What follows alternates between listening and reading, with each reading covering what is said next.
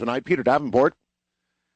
And we will observe this night the anniversary of the Phoenix Lights, which I think would have to be said to be the second biggest case in ufology after Roswell in 1947. So we've got witnesses, we've got new stuff, we've got a lot of stuff from Peter. It's going to be an extremely interesting program. This hour is going to be open line shortly. Many of you calling all the time, emailing and asking how I'm doing and so forth and so on. And I'm doing okay, folks. I will say this, which is a little mystery, I suppose, but many other times in my life when I've faced severe adversity of some sort or another, you know, I'm a risk taker. I'm a risk taker. I've always taken a lot of risks. I've had a pretty good nose for it. And usually I've walked away with what seemed like a crazy decision. However, it turned out quite well. Can't always know it'll be so, but I've been very lucky in that regard. And I may be preparing to make such an upside down, just take my life and throw it upside down. And that's all I'll say for now. Let's look quickly at the world news, which is always somewhat depressing. Slain aid worker apparently was tortured. Baghdad, Iraq. An American aid worker taken hostage with 3 other peace activists was apparently tortured before he was shot in the head and the chest, then his body dumped near a railroad line in Baghdad, Iraq. Tom Fox, a 54-year-old member of Christian peacemaker teams from Clear Brook, Virginia, was the 5th American hostage killed in Iraq. There was no immediate word on his fellow captives, a Brit and 2 Canadians.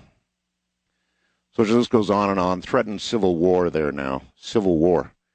It'd be interesting if there is a civil war in Iraq. Sunnis, Muslims will just sort of, I guess, stand on the sidelines and wait until they get tired of fighting. It is said that in a civil war, that's all you can do. If people are going to decide to kill each other, you can virtually only stand back and wait until they get tired of killing, as in Kosovo and elsewhere. And they will eventually. They get tired of it. Frist leads informal GOP poll for 08, so we're already looking at the presidential race. With home field advantage, Senate Majority Leader Bill Frist placed first in an informal poll of 2008 presidential hopefuls at a Republican conference Saturday night. The 2-term Tennessee senator received 526 first-place votes, or 36.9%, in the Southern Republican Leadership Conference's straw poll, sponsored by Hotline, a political digest. Massachusetts Governor Mitt Romney finished second with 14.4%. Senator George Allen of Virginia third, tied with President Bush, who, of course, cannot seek a third term unless there's a really major change. In Nepal, now check this out, a 15-year-old boy whose followers firmly believe that he is the reincarnation of Buddha. You may have seen him on some specials on Discovery and so forth. Has now disappeared after 10 months of meditation in the jungle there. Followers of Ram Bahadur Bhajan reported his disappearance, and search parties on Sunday split up in the jungles of Bara. It's about 100 miles south of the capital, Kathmandu, to begin investigating. So he's just gone. In a moment, the rest of the news, as Paul would say.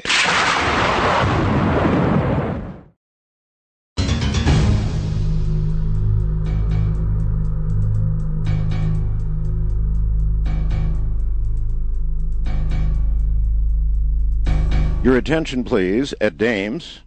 Your attention, please, any ham radio operators out there, and your attention, please, everybody else.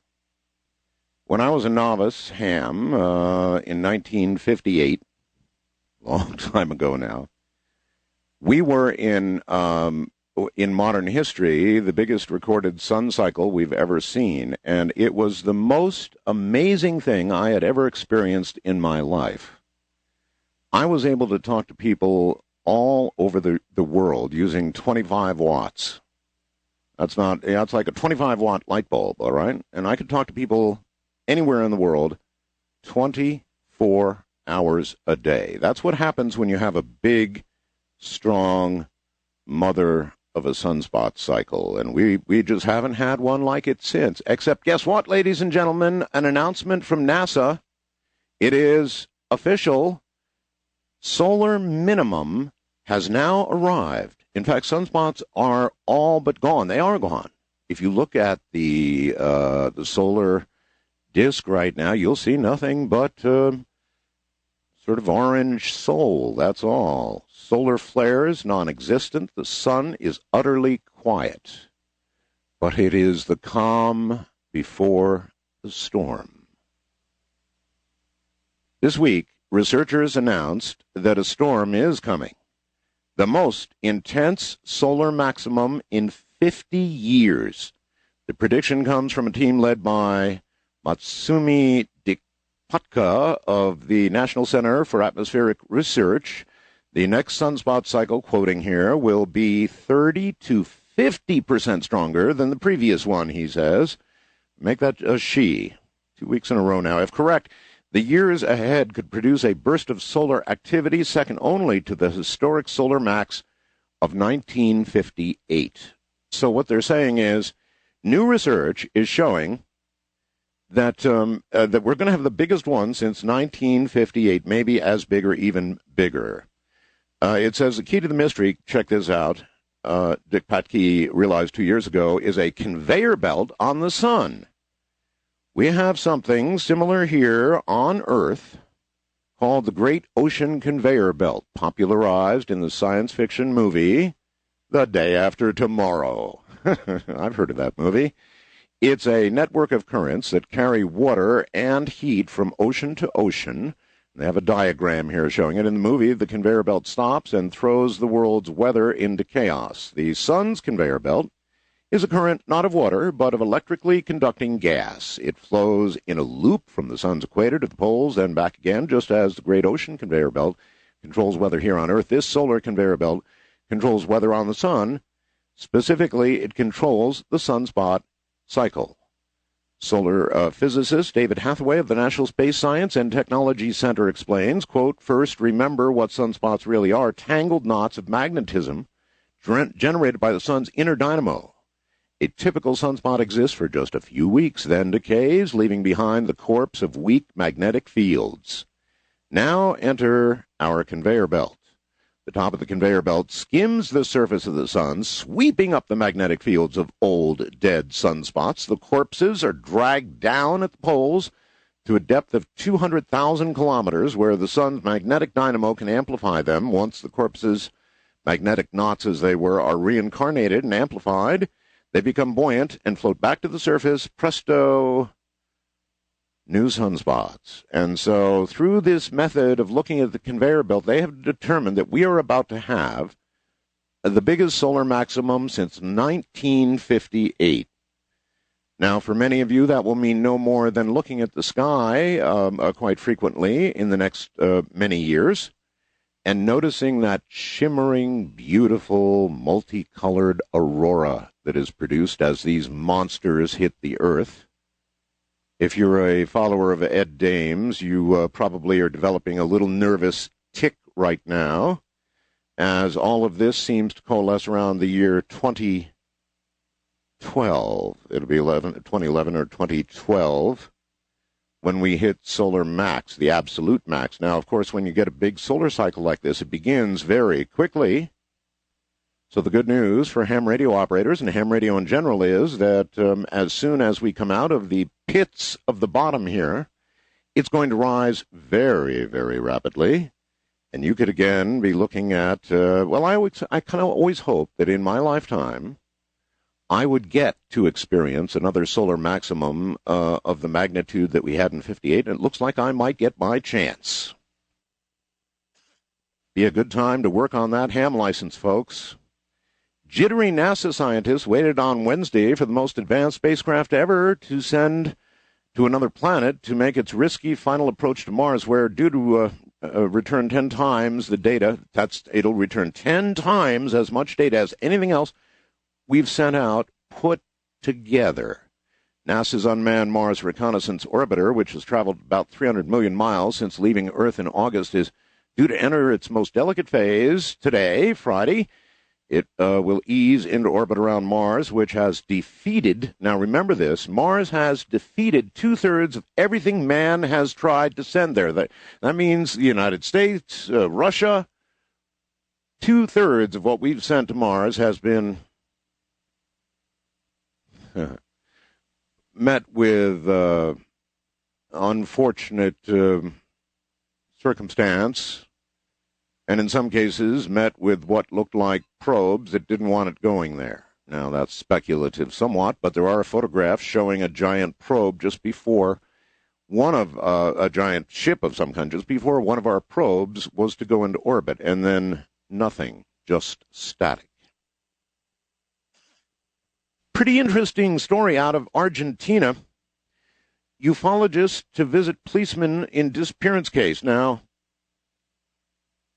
policeman recovers and confirms having seen aliens. I don't want to be taken for a nut, he told a friend 2 days ago. He claimed seeing two beings with large red eyes, I hate red eyes, who gave him telepathic commands. Corporal Sergio Puchetta visibly recovered from the odyssey he underwent about 18 hours, in which he claimed to have some contact with aliens, ratified all of his statements yesterday, and through close friends asked that he, quote, not be taken for a nut. Puchetta remains hospitalized in a ward of the medical clinic of the city's Centeno Hospital, indicating he may possibly agree to newspaper requests for an interview on Monday.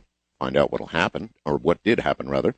The provincial police corporal responded negatively to this newspaper's request to speak to him and obtain his version of the experience he underwent. Through a friend, Puchetta indicated he preferred to be released from the hospital before getting in touch with the press, though he expressed his concerns about having to publicize his experience. So we're going to hear all about this shortly, but apparently a police officer in Argentina was taken. The U.S. government, bracing for the possibility that migrating birds could cause a deadly strain of bird flu to hit North America, plans to test nearly 8 times as many birds this year as we've ever done in the past decade, starting in April. Samples from 75,000 to 100,000 birds are going to be tested for the virus, mainly in Alaska, because that's where they're coming across, as part of a joint effort of the Departments of Agriculture and Interior, along with state fish and wildlife agencies. That's a jump from 12,000 birds tested in 96. So they're really worried. And what if we do get bird flu here? It's likely. I mean, it's shown up everywhere else now, of course, in parts of Europe.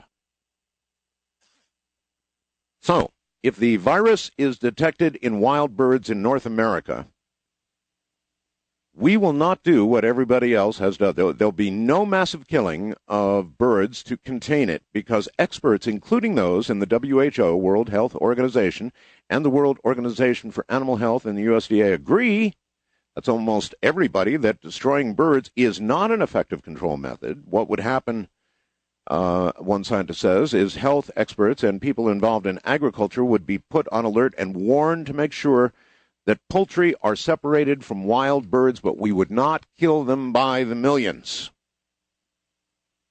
North Carolina health officials are looking into the death of a woman who died last week of a flesh-eating bacteria just 3 days after accidentally jamming her hand in a wheelchair while working at a nursing home. Nursing assistant Sharon Bishop, 44 years of age, died February 27th. A doctor said a very rare flesh-eating bacteria may have entered her body through a thumb injury, and she turned from healthy to fatally ill.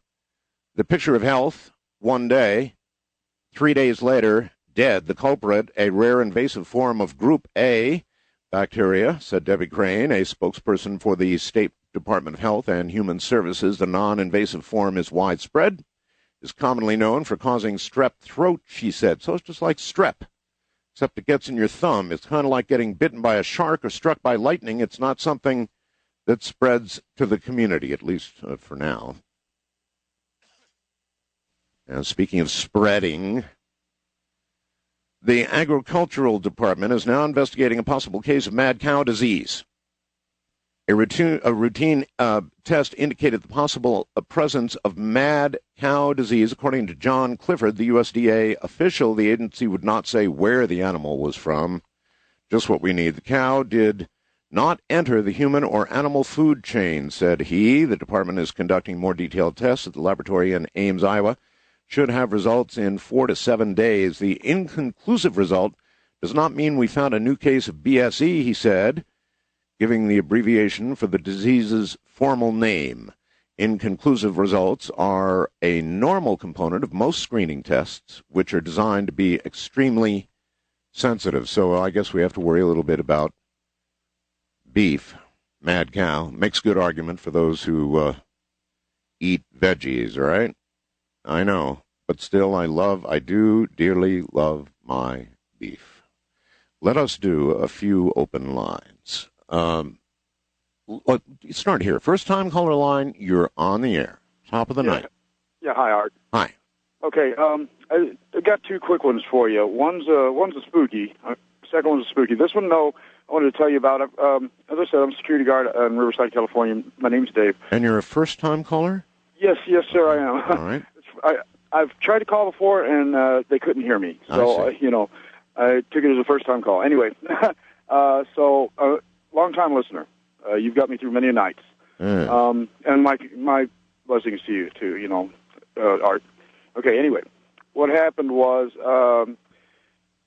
we have trailer trucks, flatbeds that it's a building supply company that I'm working with, and we got a guy that comes out with a big tanker, and he fills them up late at night. I work the night shift, of course.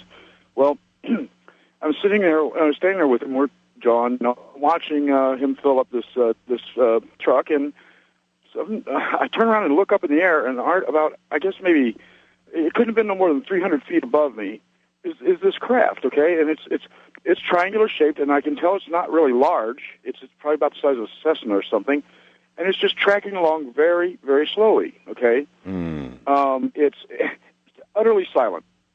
I hear him behind me. He goes, "What the bleep is that?" I says, "I don't know." Now, see, I've got. Well, you're lucky to be out of line, sir. Security guards are really like big busted women in horror movies when they go to the basement. You guys are just total toast, Well, I know. Here's what happened. I have a great big light, like a 15 million candle spotlight, right? And he says, "Light it up, man." I says, "Yeah, no, it's not a police copter, so it's not I'm gonna light it up." And I painted the belly of the thing, Art.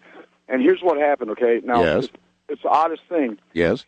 The light hit the belly, okay, but it didn't reflect back, so we couldn't really tell any detail of the bottom. I don't know, it ate the light. It just kind of dissipated the light, Mm-hmm. But it was quite low enough for me to hit it, right? Well, the thing changed direction. It started tracking around to the right. I'm like, oh my God, I'm about to hand him this light and run, Well, yeah, it's going to zap the light, right? Well, probably, here's what I figure happened. It turned around to see what we were and figured, okay, they can't be intelligent because, here we are with an utterly silent craft, probably running on, a magnetic field, and these guys are going to paint us with a light and they're unarmed. Okay, let's just keep going, Well, anyway, so they left. But now here's the odd thing about it. Another odd thing was that partially trained air traffic control, so I know that most of every continental United States craft has to have a port and starboard light. Green and red light, so that another pilot can tell which way that craft is going. Correct. Okay, they also have a strobe. This had neither of those. All it had... Well, why would an alien craft have a strobe? Right, I'm just saying, that set it in my head that it wasn't, something, that was at least not configured properly. The government could do whatever they want, but in any event, it had a peach-colored outline, okay, very, very faint. But you know what, Art? We watched that we could see it until it disappeared over the horizon. It was odd because that light was so dim and so pastel, but we could see it all the way until. And there was other crafts in the air, and nothing made any move toward it, including police choppers. They got a police chopper that goes around, over the industrial areas. Yeah. Well, anyway, okay. Oddly, these things happen in.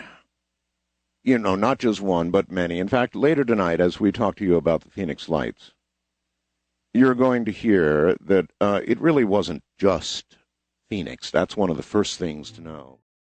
And then 2 or 3 months went by. And just like somebody threw a switch, just like somebody said, okay, it's time to cover this, all three networks, can you imagine the coincidental value of something like this?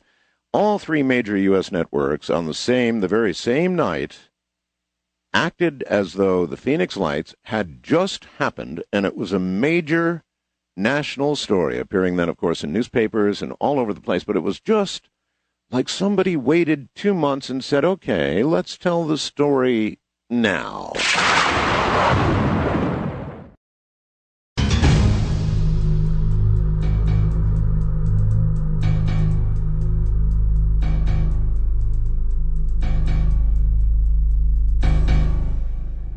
Let us continue to probe what awaits us in the lines. On the lines, wildcard line, rather. You're on the air, top of the morning.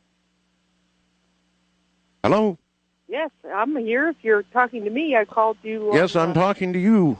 Yes, Art. This is Marina here in town. You mean in Pahrump? Yes. In Pahrump? Listening to what? Oh, you want to know. Ramona on KNYE. KNYE. Thank you. Of course. Thank you. Everybody gets plugs when you're calling from here in Pahrump. I apologize for when you answered the phone. I have asthma, and I had a slight asthma problem when you answered the phone. Very sorry to hear that. Yeah, no, it's not a fun thing to have. I've had it all my life, so I absolutely understand where you have been. So what's up? Oh, what's up? Well, I think it's interesting you're talking about snow in Pahrump. I've been here for 7 years. I've been waiting for it to snow here so I get a snowball big enough to throw it at one of your antennas. Uh-huh. You have the coolest antennas. I do have antennas, that's true. Yeah. How's that one doing, the Tesla one, the one with the 13 poles? Those would not be poles, ma'am. Those are towers. And yes, sir. I wouldn't call it, look, I would not call it, for the record, I would not call it a Tesla antenna. I don't know what the hell's going on with that antenna. If anybody wants to do any serious research on that antenna, you're more than welcome to. There is a consistent 300-volt charge on that antenna. It has been ever since I put it up. It's there in clear weather. When foul weather comes, it's even more. But on clear, windless, beautiful days, you can continually get 300 volts, and the rise time can't even be calculated. It's so fast. You can sit there, and I've got a knife switch on it, and you can go, and you get a big blue arc every time you do it. So one of these days, somebody's going to come and do some research and figure out for me what it is going on with this antenna. I surely do not know. East of the Rockies, you're on the air. Hello. Hi, Art. Hi. Okay. I have got a theory of how we got down here to Earth. Okay. All right. First, Adam and Eve were sent down here, and their job was to procreate and build the Great Pyramid. Wait a minute. I don't think Adam and Eve were told to build the pyramid, right? Yes, they were. They were? They were told to procreate. Here I thought that was, well, I know they procreated, but I mean, it was the Egyptians quite, that would have been a whole lot of procreating later. Okay. Well, anyway, the pyramid here on Earth and the pyramid there on Mars lined up. The planet stopped, hence your ice age. And then that caused a great storm on Mars, which brought a big old funnel cloud and took all the water and sucked it off of Mars and shot it down to Earth, landed on Earth at Mariana's Trench. That's what caused Mariana's Trench. May I ask what support you have for this very interesting, outlandish theory? Just something I came up with. So you just thought it up? Just thought it up. So there was a big funnel cloud. I mean, it's Mars. You say Mars stopped, or Mars Earth stopped. I see. Then a big funnel cloud came, and all the water that was on Mars drained into Earth. And there hit on Earth at Mariana's Trench. All right, it created Mariana's Trench. Yes. All right. That in turn caused the Great Flood. Great Flood, yes, it would do that. Which is why you have water levels so high up. Yes. Okay. And as far as transporting the citizens or the people, I don't know, maybe they climbed inside the water or something and froze right along with it. Uh-huh. So, what's your diet like? I'm a truck driver, so it's pretty... Catch as catch can, right? Yeah. I see. All right. Well, keep those eyes on the road. Yeah. Thank you for not shriveling up I'll see you. when you quote unquote retired. I'll see you later. Okay. Oh man. Too many miles on the road. West of the Rockies, you're on the air. Hello. Hi. Wow, you have an interesting time tonight. Yeah. This is Edson, and I'm in Los Angeles, a suburb called Sun. And it's not very sunny here. It's cold here. We had a little snow earlier, and it hasn't snowed here in 57 years. It snowed in L.A.? Yeah. Very briefly. Uh-huh. It was a lot of traffic jams, a lot of people wondering what that white stuff was coming out of the sky. I'm sure when 5 consecutive flakes hit a highway in L.A., 13 die. Yeah, I'm afraid so. I want to talk about the 150th birth anniversary of Nikola Tesla this year. Tesla again, yes. Yeah, 2006. And there are some celebrations throughout the world, but when is there really going to be a Tesla movie? Actually, I've heard they're working on a movie about Tesla. Now, I don't know any of the details, but I've heard very strong rumors they're actually doing it.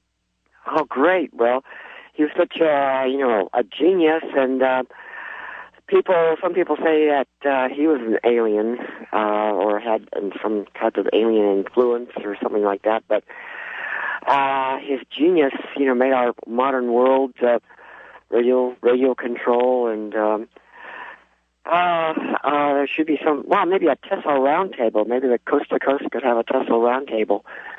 Well, what would be interesting to do, I think, with Tesla would be to separate fact from fiction. Tesla is reputed to have done many things that I think he has not done. He did many wonderful things, many amazing things, and of course many things we'll never know about because the government rushed in and took everything, all his documentation and work. And so we're free then to imagine just about anything, and, he's attributed with making buildings shake and cities shake and earthquakes, and I think not all of that is true. So what would be of real value, if it could be done, and if we could get the right people, would be to validate what Tesla actually did do and separate the myth and the man. First-time caller line, you're on the air. Hi. Hey, Art, how are you? All right. Oh, good. Hey, I wanted to make a comment. I was thinking about the disclosure, the UFO disclosure, and why they still have it going on and why we haven't been told the truth. I was thinking, what if they were taking the technology, reversing it, and then selling it to the big companies, and basically making this deal, as it goes, because it seems to be that the elected government isn't the permanent government, And if I don't rule out what you're saying. That's essentially what Colonel Corso said that he did, sir. Do you recall? Oh, yeah, I did. I do believe hearing that on your... Oh, yes. I interviewed Colonel Corso a number of times, and it was quite remarkable. He said that he was given access to a drawer, his word, of technology that was obtained after the Roswell crash, and it was his job to integrate that into American industry. And I recall all kinds of claims, like lasers and other things that came from the Roswell crash. Well, that's fantastic. Yes, it is. I mean, he was an older man who had, in my opinion, nothing to gain from doing the interviews that he did with me. And I rather believed him. I don't know whether any of you have had the opportunity to hear the Colonel Corso interviews, but if not, they should be immediately resurrected from the archives, and we should definitely make them available for you to hear. That would be a suggestion coming from me. They were very important interviews, and, when you get somebody his age, and he knows it's near the end of his life, you rather expect to get the truth, and I think we did hear the truth. So those would be very important interviews for you to review. A wildcard line, you're on the air. Hi, Art. This is Joey in Indio, California. Hi, Joey. I hope you don't decide to retire again, because I've missed it for a long time. No, it's not going to be that, but I'm going to do something rather radical. I'll leave it at that. Don't worry, I'm not retiring. Anyway, all right, I have a question. What do you think it would take for society to collapse? Like if terrorists started picking off people in small little towns, do you think that would do it, or no? It's going to have to be something major again? No, that would not do it. What would do it, though, and could do it, would be really the smallest thing in a way. For example, a dirty bomb. People say that's not small. In a lot of ways, it is small, sir. A dirty bomb is just radioactivity packed with, explosive to scatter it around, and it really wouldn't kill very many people at all. But the resulting panic from that happening would kill a whole bunch of people. So it would depend. Terrorists could do things. Our economy is rather precarious, as was proven by 9/11. Of course, it did recover, so you could argue it's robust in another way. But anything that would crash the economy, I think, would do the trick. Right, because I'm a truck driver, and I think if something like that happened, I think a lot of truck drivers would be like, I got to go home and defend the home front. And if freight stops moving... Well, what did we learn from New Orleans, sir? All those policemen who chucked it in and just went and, took care of their families or just plain left or whatever.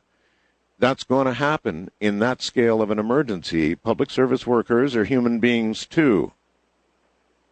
They're going to take care of their own. Right, yeah. Well, let's hope it doesn't happen, but everybody should get prepared for it. Let's hope it doesn't, but everybody should be prepared for the possibility. People take oaths, and those oaths are important, but when it really comes down to it, how many of you would say that you would not take care of your loved one? That you would perform your public service without a thought to what's going on at home, the children, the wife, the rest of it? How many of you could honestly say, and I mean dig down deep for this one, and you would not save your own family first? I think not too many. Or I think half, maybe. So, that in mind, if there was a national emergency of that scale, I think what that gentleman suggested and what we observed in New Orleans would be repeated. East of the Rockies, you're on the air. Hello. Hey, Art, this is Mark in Atlanta. I haven't talked to you in a while. Yes, sir. You were talking about DVDs a couple of weeks ago, I think, HD and that kind of thing. Oh, Blu-ray. And I tried to call you. How about this? I'm looking at a technician holding what appears to be a DVD in his hand. I can almost see through it. It looks butterscotch in color. Yes. In-phase technologies, holographic disc, can store 40 times as much data as a DVD, or nearly 300 times as much as a CD. Holographic technology. Well, that's awesome. Yes. I mean, what's coming out shortly is Sony's Blu-ray, and then there's a competing technology called HD DVDs. I hadn't heard of what you're talking about, but yeah, we're at the precipice of a gigantic change in this country, a big one. Well, it talks about it. A regular DVD does 1 bit when it's recording. This sucker does it flash stores 1.2 million bits of data.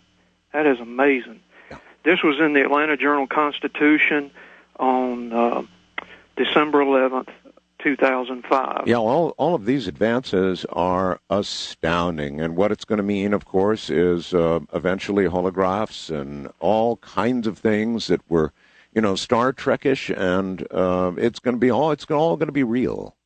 Perhaps not in our lifetimes, but we are laying the groundwork for it right now. There's simply no question about it. Someday the holodeck is going to be real. West of the Rockies, you're on the air. Hi. Hi, Art. Hello. Hi, Steve, Northern California. Hey, Steve. KEX out of Oregon. Yes, sir. 50,000 large. Yes. I want to tell you that 3 to 4 months ago they discovered 2 juvenile tyrannosaurs fossilized with feathers around their necks. Feathers? Feathers. How big were these? They were one was 6 feet, one was 7 feet. They were juveniles. There was a legitimate wire story, sir, not many years ago. You don't need to call me sir. Dummy will work. Well, no, you're not a dummy.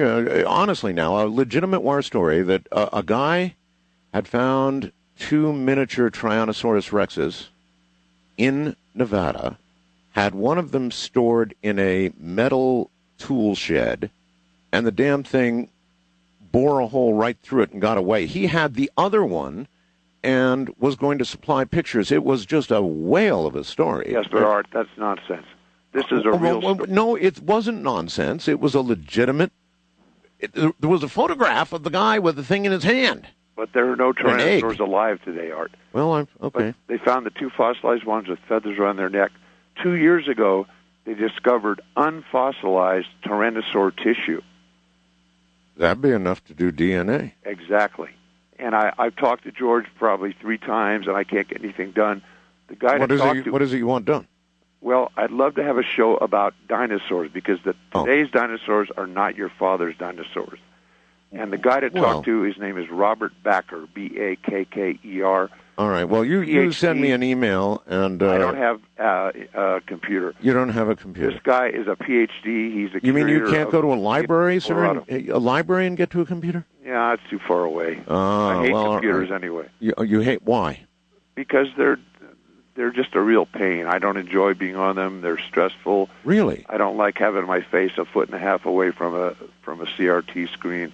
Well, you use an LCD. Well, I'm just one of those guys that just...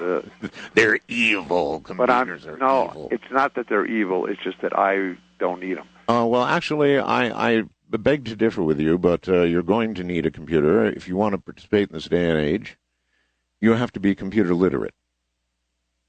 So struggle. Make an exception. I can't, do it here. It's something I'll have to research. So you're going to have to get to a computer somehow. Send me email. And by the way, to do that, I'm artbell@aol.com. Or I'm artbell @mindspring.com.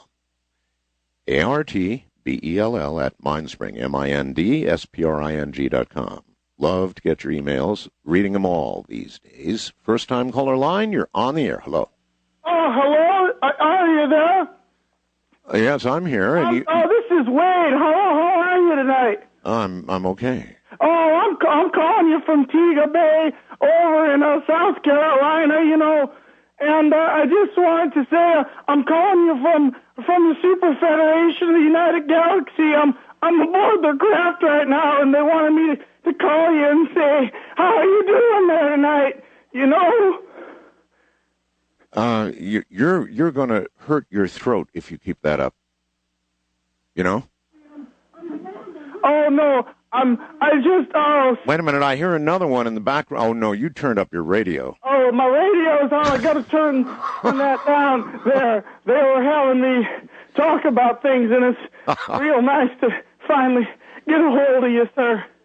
How are you tonight? I'm fine. Turn your radio off. Oh, it's off now. All right. Okay, good. How am I? I already indicated I'm fine. Now, what else do you have? Since you're from another galaxy, is that correct? No. They take me up in their spacecraft all the time, and we, they do kind of experiments on me sometimes. Yes. Oh, yes? I mean, I kind of like it and all, but it's just, I get real scared sometimes, and I don't know if I should tell the police, but they'll just put me away in some kind of an institution, and I don't want anybody to put me away and take my children from me, my children. I don't know what to do, sir. Uh-huh. Well, I would say, I don't know, take it slow. Peter has had a very active interest in the UFO phenomena since his early boyhood. He actually had his first UFO sighting over St. Louis Municipal Airport in the summer of 1954. That'll do it. And he investigated his first UFO case during the summer of 1965 in Exeter, New Hampshire. Peter has been witness to several anomalous events, possibly UFO-related, including a dramatic sighting over Baja, California in February of 1990, several nighttime sightings over Washington State during 92. In addition to being the director of the National UFO Reporting Center, Peter has served as the director of investigations for the Washington chapter of the Mutual UFO Network. And we've got some witnesses coming up to what happened in Phoenix and beyond Phoenix, I would like to add. But first, Peter, because of the last call that I had in this last hour, it was obviously a guy, hoaxing. It was a guy calling up with a strained, he had to have been hurting his throat to do it, saying he was on a galactic ride in some spaceship somewhere. It was an obvious hoax. Now, that really dovetails into something that you're having a big problem with, and we do have this problem in ufology with people hoaxing things. And it was like right up front there in what you sent me, so I want to take a moment and talk about it. You have a lot of trouble with hoaxes, don't you? Oh, boy. If it were not for hoaxes, my job would be easy, and this is not an easy job, Art. You're exactly correct. In fact, the problem is getting worse. I don't know exactly why, but my suspicion is it's due in part to the proliferation of cell phones now in the hands of young people. And it is very, very discouraging. This is not an easy job. Just as some people might think that your job is easy, I suspect it is not that at all. But well, it's my job to make it sound easy, but no, it's not. It's every night relentless. That's exactly what I face on a UFO hotline, and frankly, it is very disheartening.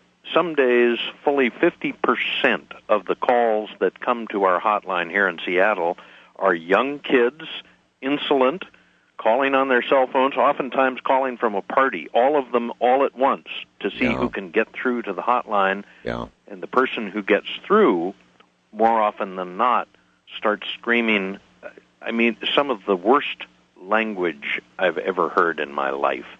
This is every night. And they've got to make a long-distance call, for the most part, to do that. Yes. Mom and Dad, check where are your children, and why do they have a cell phone? Why are they calling Peter? No, I sympathize, Peter. This job is difficult enough, the material we're dealing with, without putting up with the hoaxers. And you say half of the calls sometimes are hoaxers. That's awful. Between 20 and 50% of the calls we're getting are, I estimate, hoaxed or frivolous calls. Boy. And you can imagine how much easier my day would be if those calls were to suddenly go away. It would actually be an enjoyable job. But maybe we can talk about this during the third hour tonight.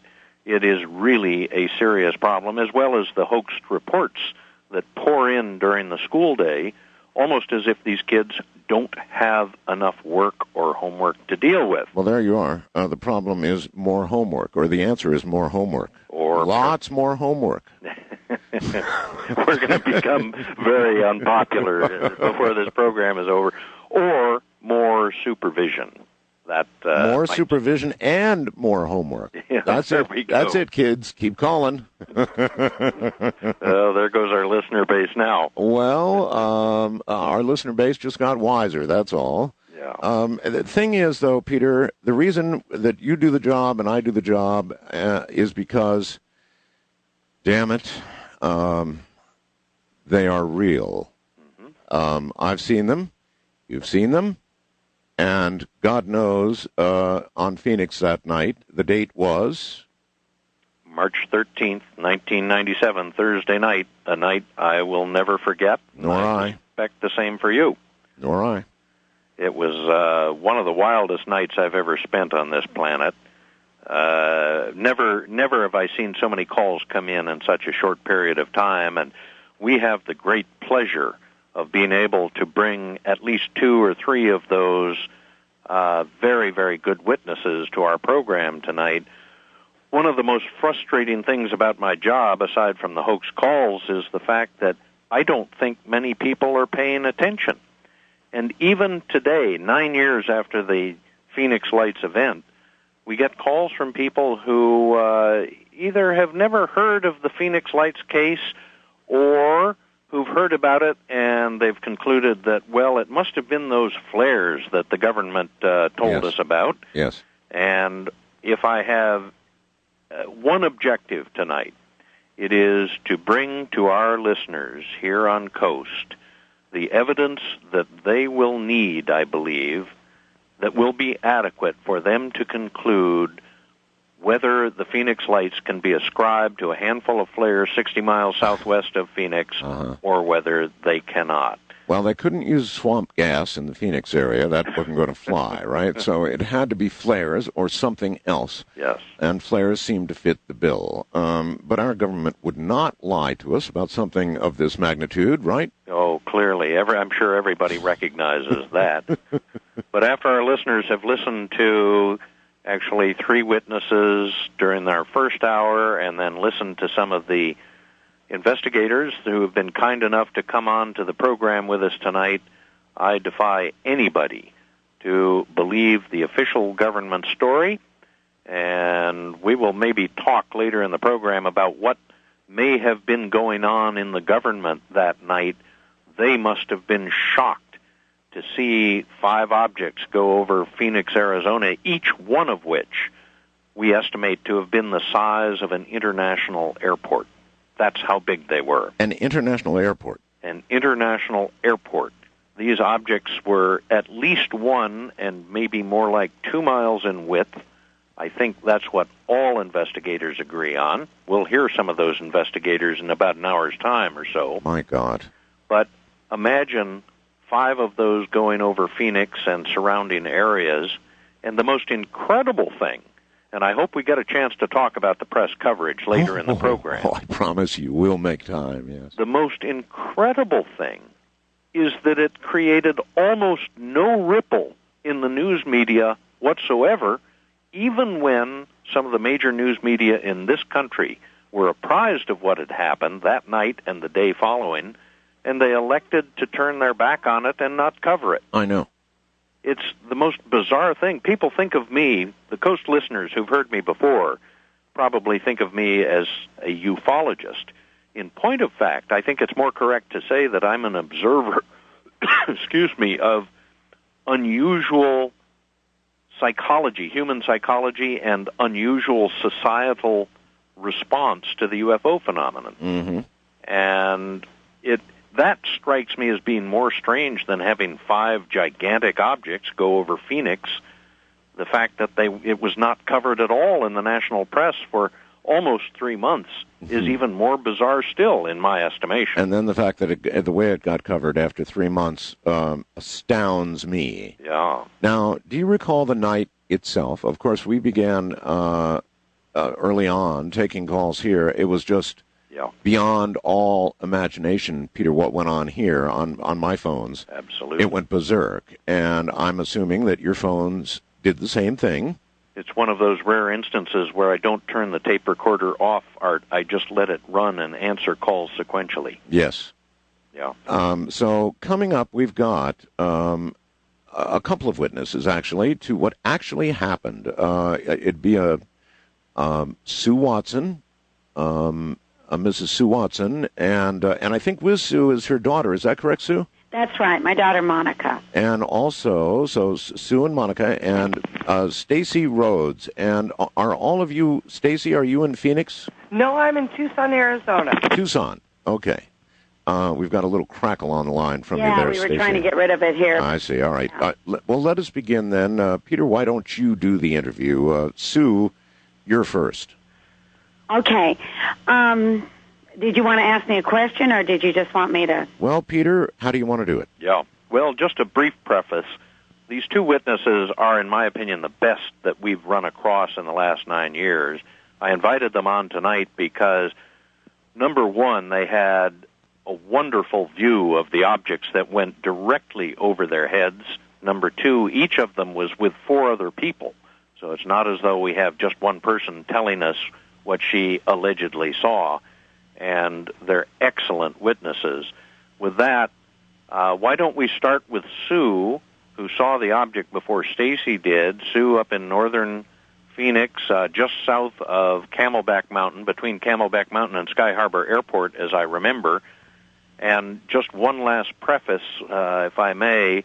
Any of our listeners who are online who would like to see the actual objects or artists' renditions of what Sue and Stacey are going to be talking about during this hour, may go to our website, UFOcenter.com, and click on the link that will lead them to the illustrations that I've taken from my slide presentation. With that, Sue, why don't you just take it from there and describe where you were and when you were, and with whom, and what you saw, please.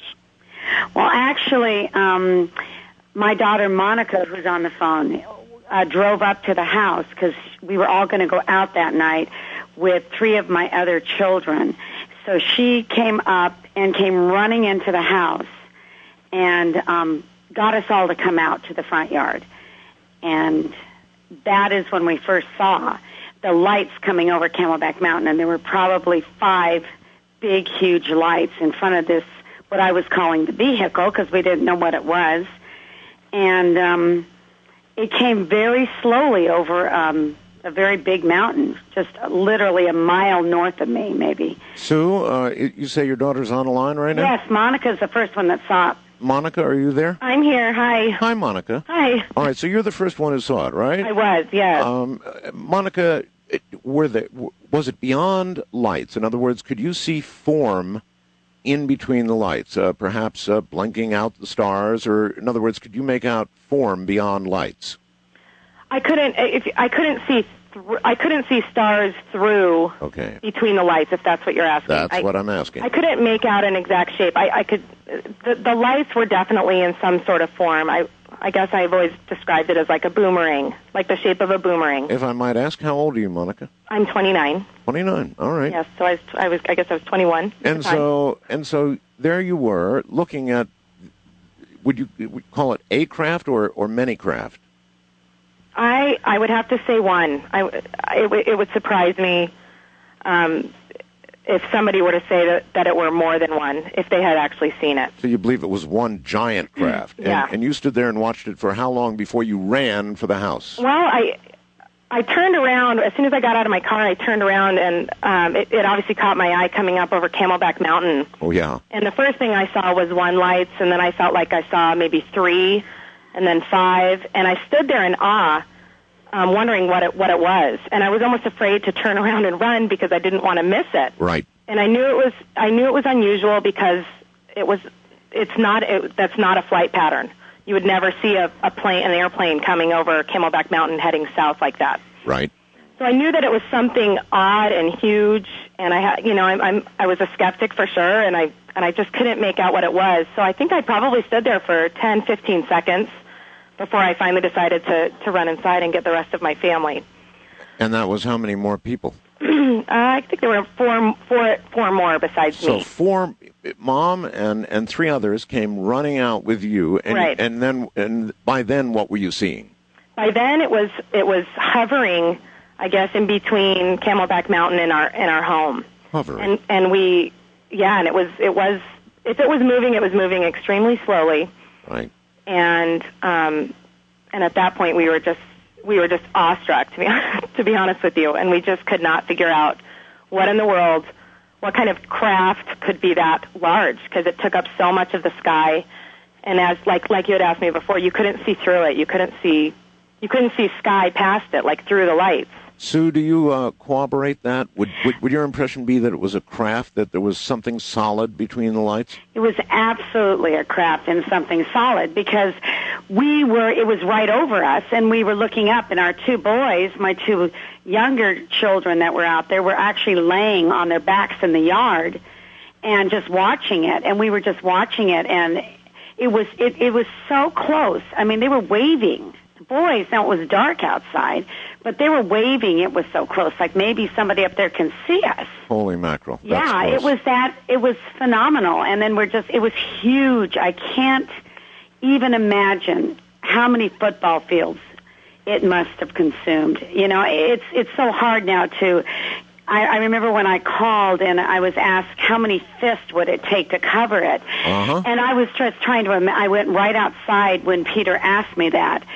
And because I had a long cord on my phone, and I ran outside, and I was like, oh, my gosh, over 5 or 6 or 7 fists. So then you were actually on the phone with Peter as you were seeing it? No, I wasn't. This was later when I called the airport here, and they gave me his number. He asked me, go look and tell me, would a thumb cover it? And I said, absolutely not. And then he said, would a fist cover it? And I said, absolutely not. And I could still visualize it. It was very, it was just maybe an hour or so, I'm not sure when I called him, that he asked me that question. So I could definitely visualize how much of the space over my house it took up. That's gigantic. It's huge. All right. Did this thing just suddenly disappear? Did it suddenly take off? What did the craft do? Well, it was going very slow with absolutely no noise. Right, Monica? Yeah, no, we couldn't hear anything. Yeah, unlike an airplane that we would hear, like normally hear, right? Or a jet or something. Yeah. So we were out there somewhere, between 3 and 5 minutes watching it. And again, I'm not more than a mile and a half from that mountain that it came over. So it passed our house, and we could see it. It was so huge, and we're looking at planes. I mean, that's what was weird. You could see jets just around in the normal pattern around Phoenix. That, by the way, I went out later and I could cover with my thumb, just to give you an idea. And these are low jets ready to make the circle to go land at Sky Harbor. Mm-hmm. And we kept watching it approximately, I would guess, down to McDowell, which is 2 miles away from me. And then we were just so fascinated, and all of a sudden we saw it just jet off. I mean, just jet south. Right. All right, now, you see, that's very important. So you actually saw motion. You saw it take off, just like that. Oh, my gosh, yes. All right, you see... It's almost like we just lost it. Like, it just was there, and then it was gone. It just zoomed out. Like all of the lights. Oh, yeah. The lights were past us by then. The lights were in the front, and you could still see the lights around it. It almost looked like the yellowish kind of amber lights that are in parking lots at night. Yes. I'm trying to differentiate between flares burning out and a craft taking off, you see. No, the craft was over our home, and we watched it go south, and then we saw it go very quickly away south. It did not burn out. What do you two think you saw? Well, at this point, with no one coming forward, obviously, it's a UFO. At the time, we thought it was something we were going to read about the next morning. Well, I guess what I mean by that is, do you believe that you saw a craft from another planet, from another galaxy, from another somewhere, not here? I would say yes, because I've never seen anything so quiet and so large flying in these skies ever in my life.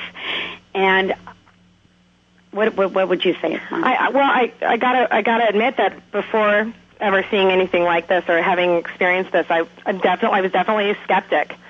And when we came inside and called the airport, and just because we were curious about what it was, and they couldn't give us an explanation, they said they had picked nothing up on their radar or whatever anywhere in our area. Did they sound like they had received a lot of calls in addition to yours? They didn't admit it. They didn't admit it at the time. No kidding.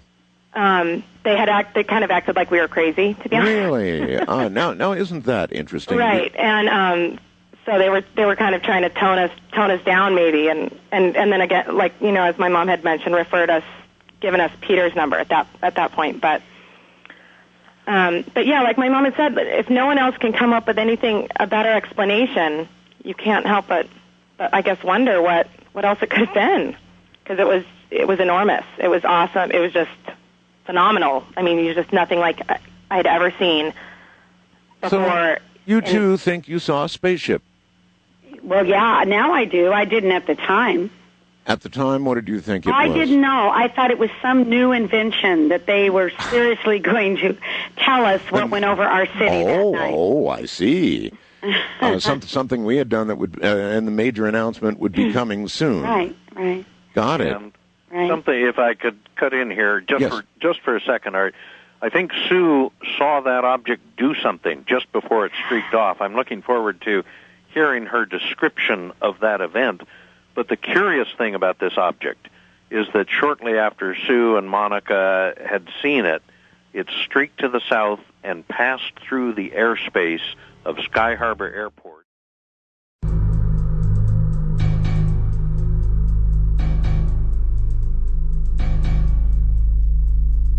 Once again, from the UFO Reporting Center in Seattle, Washington, which has been of just inestimable value to us over the years in terms of gathering information, because God knows there isn't much else out there. Peter Davenport. Peter, welcome back. And thank you. And our guests, Sue Watson and daughter, Monica and Stacey Rhoades. Now, there was something the craft did just prior to taking off, Peter said. What was that?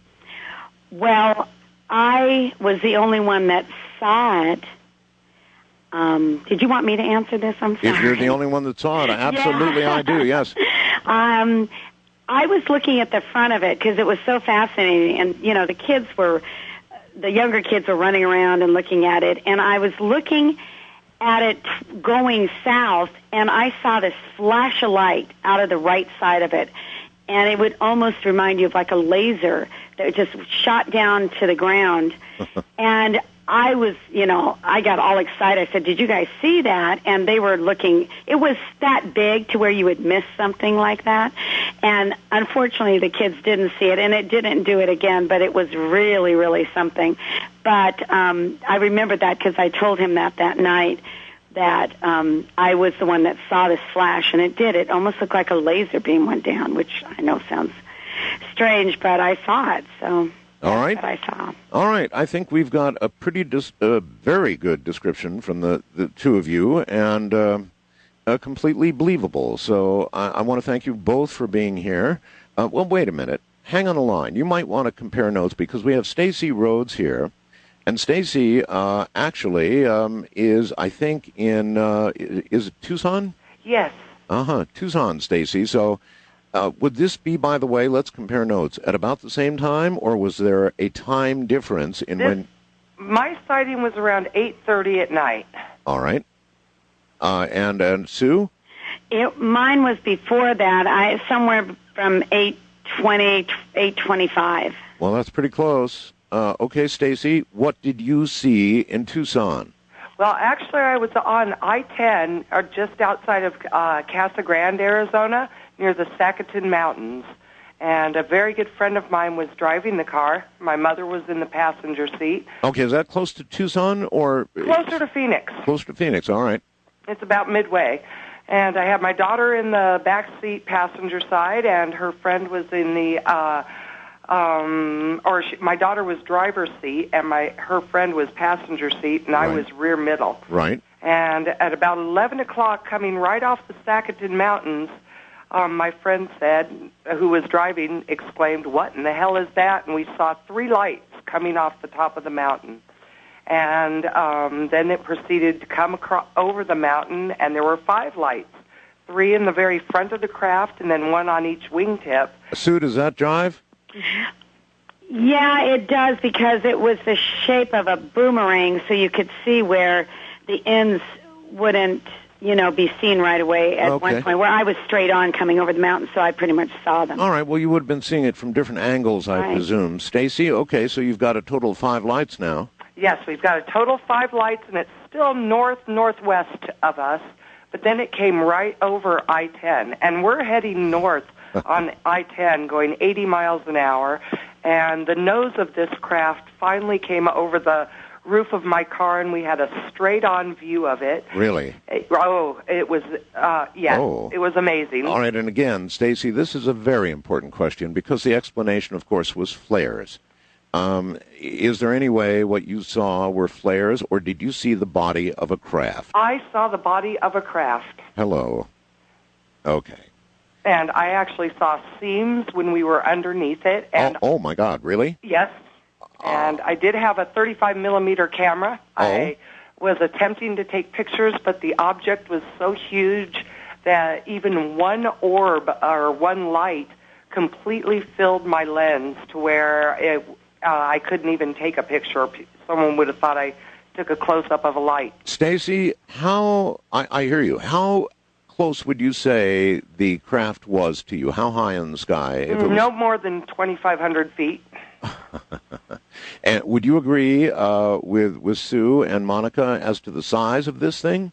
My first estimation from wingtip to wingtip was 3 miles. And from nose to the flat edge that went over me, I estimated at about 1.5 to 2 miles. God. We were underneath it for 1 to 2 minutes. And you were driving. Went over us till the time the edge exited over the back end of my car. It was at least a minute and a half.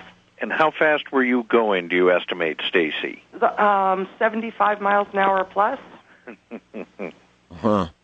And it was going the opposite direction, and you estimate you were slow hover under it for 1 to 2 minutes. Correct. Mm-hmm. Oh, my God, that thing is gigantic. She's doing better than a mile a minute, fair amount better than a mile a minute. At a stationary object. And you could, now this is very interesting, you could see, you said seams. Is there any way you can get any more descriptive? I mean, that's very good already, but seams. Like a ship's hull. I agree. Oh, you do? Absolutely. There were lights all the way around it. It was totally illuminated. And I agree with Sue. I saw the 3 lights on the front and then the 1 on each wingtip, a total of 5 lights. Well, either one of you, Sue or Monica, did you see what you would call seams? Well, seams being the outline of a vehicle from the back, it was totally lit up. Not in those big, huge lights you've seen on the news, but I'm telling you, it was totally lit up all the way around that boomerang shape, all the way to the back, everywhere.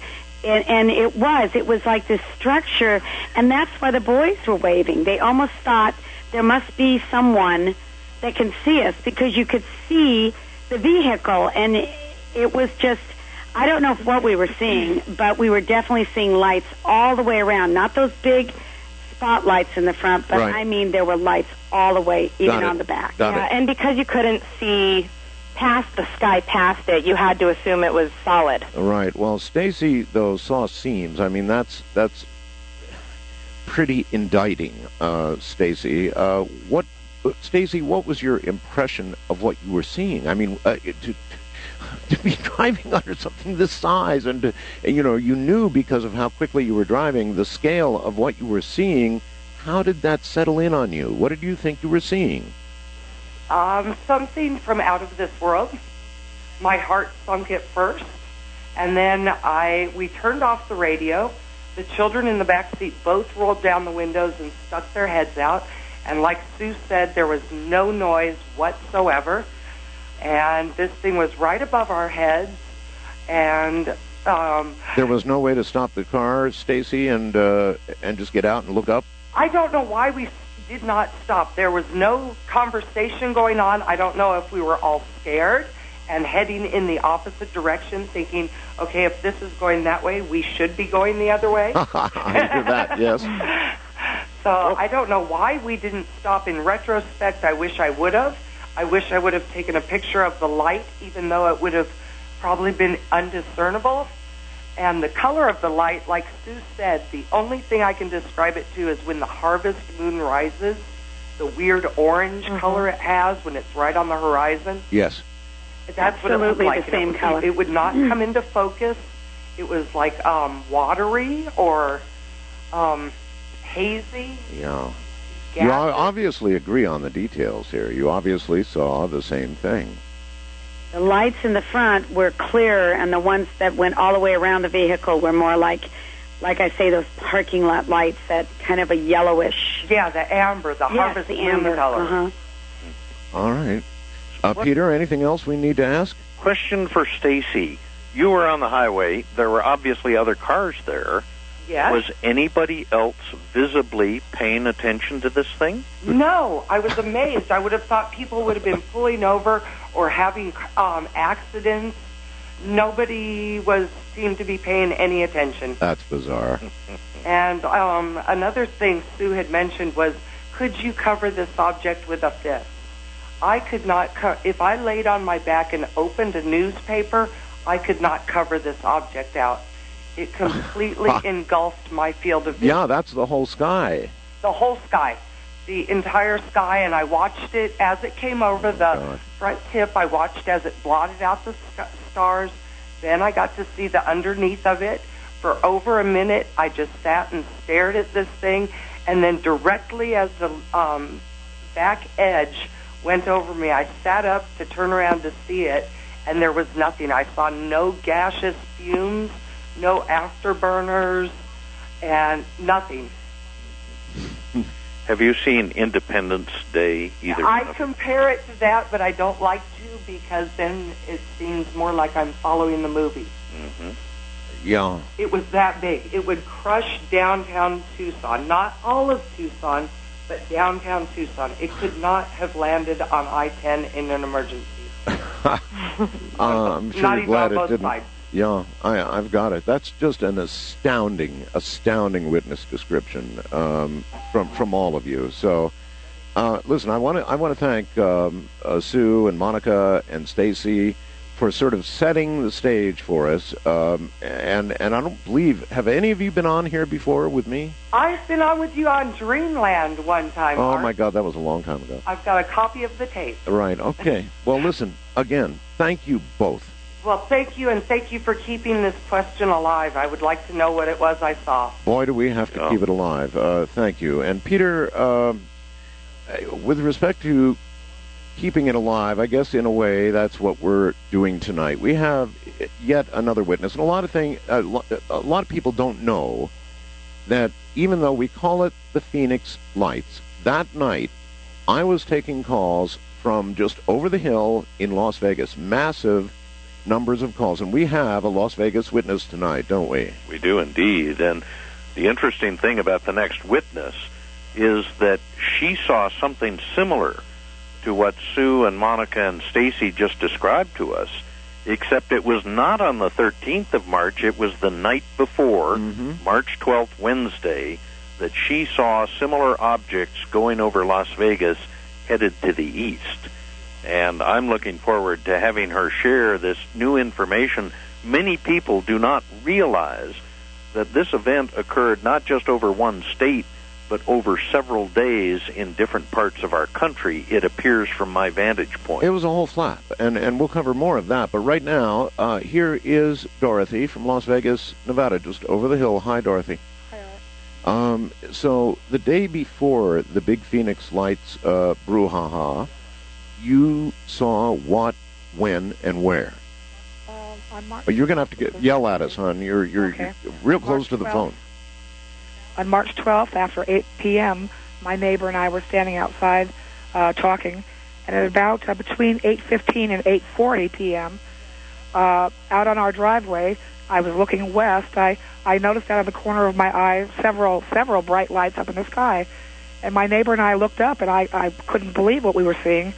There was a relaxed V formation of white to off-white or pale yellow lights headed our direction. And we both couldn't move, gazing up and discussing between each other what we were seeing and agreeing what we were seeing.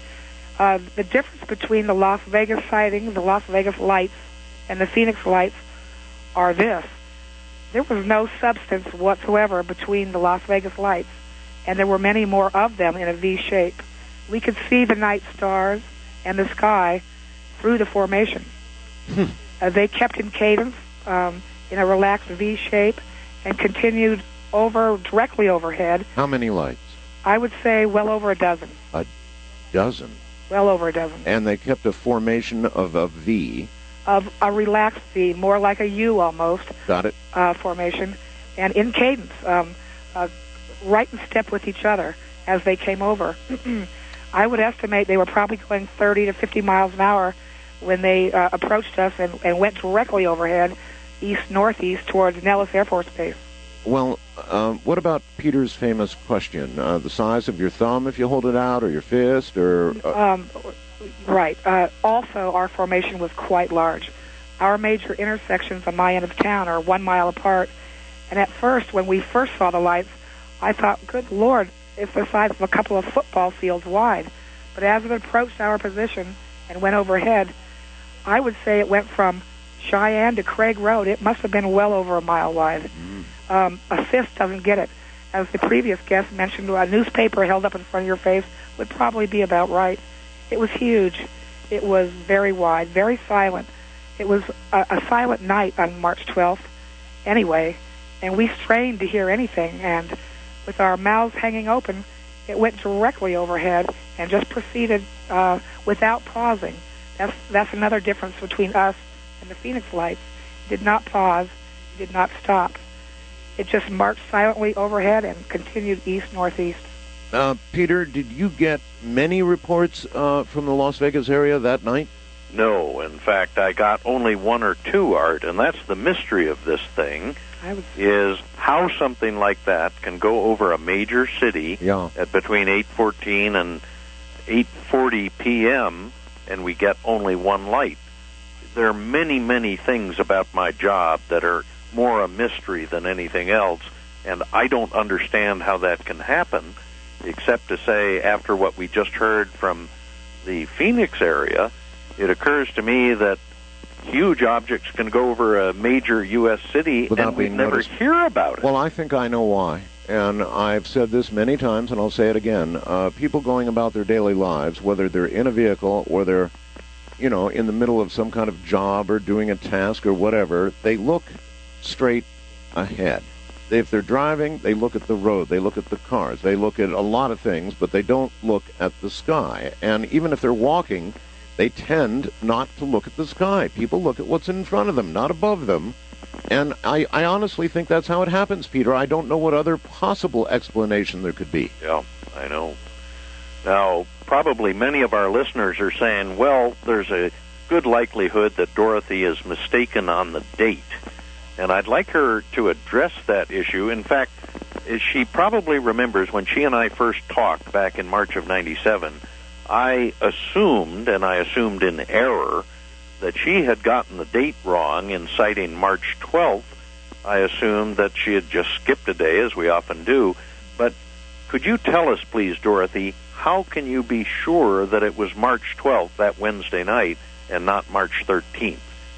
March 12th is my brother's birthday. There you go. He had been at my home a few hours earlier, having cake and ice cream and taking a picture, and it was a couple of hours after he had left when this whole thing occurred. Mm-hmm. And the next night, and after this sighting, I might add, I ran in and called Nellis Air Force Base. The airman that answered said he was in the basement, so he probably couldn't see anything anyway, and directed me to the the National UFO Reporting site. And then I called KLAS-TV, Channel 8, locally, right, and they hadn't seen anything. So I did call you, and then March 13th, the Phoenix Light sightings, and of course I always listen to Art Bell. I was listening to the program, and I could not believe what I was hearing. Mm-hmm. It sounded like the same thing, 24 hours after what I had seen, exactly, nearly. So March 12th was his birthday, and there's no doubt about it. And I know you questioned me over and over, and I was getting a little irritated because I know what I saw, and I don't know what I saw, but know I saw something, but I know when I saw it. Yes, and you got a good look at it. And the objects you saw in that huge formation, Dorothy, were they self-luminous, or is there any possibility that they might have been, for example, migratory birds in a wedge-shaped formation? Oh, that's hilarious. Peter, no. I don't know if they were luminescent, because that's light emission without heat. They were more almost, maybe they were bioluminescent for all I know, but they were rather lustrous or brilliant, like bright pearls.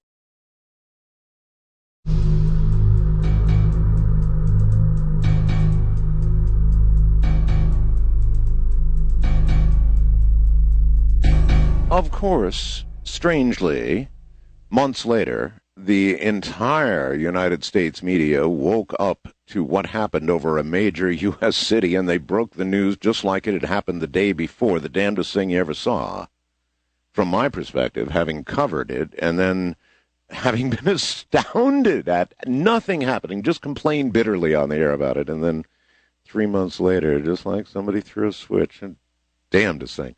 Anyway, we're going to enter a different phase of the show now with our guest, who is Peter Davenport from the National UFO Reporting Center. By the way, I want to stop for a second here, and I want to say, look here, folks, the National UFO Reporting Center is a resource that backs up the kind of work we do here.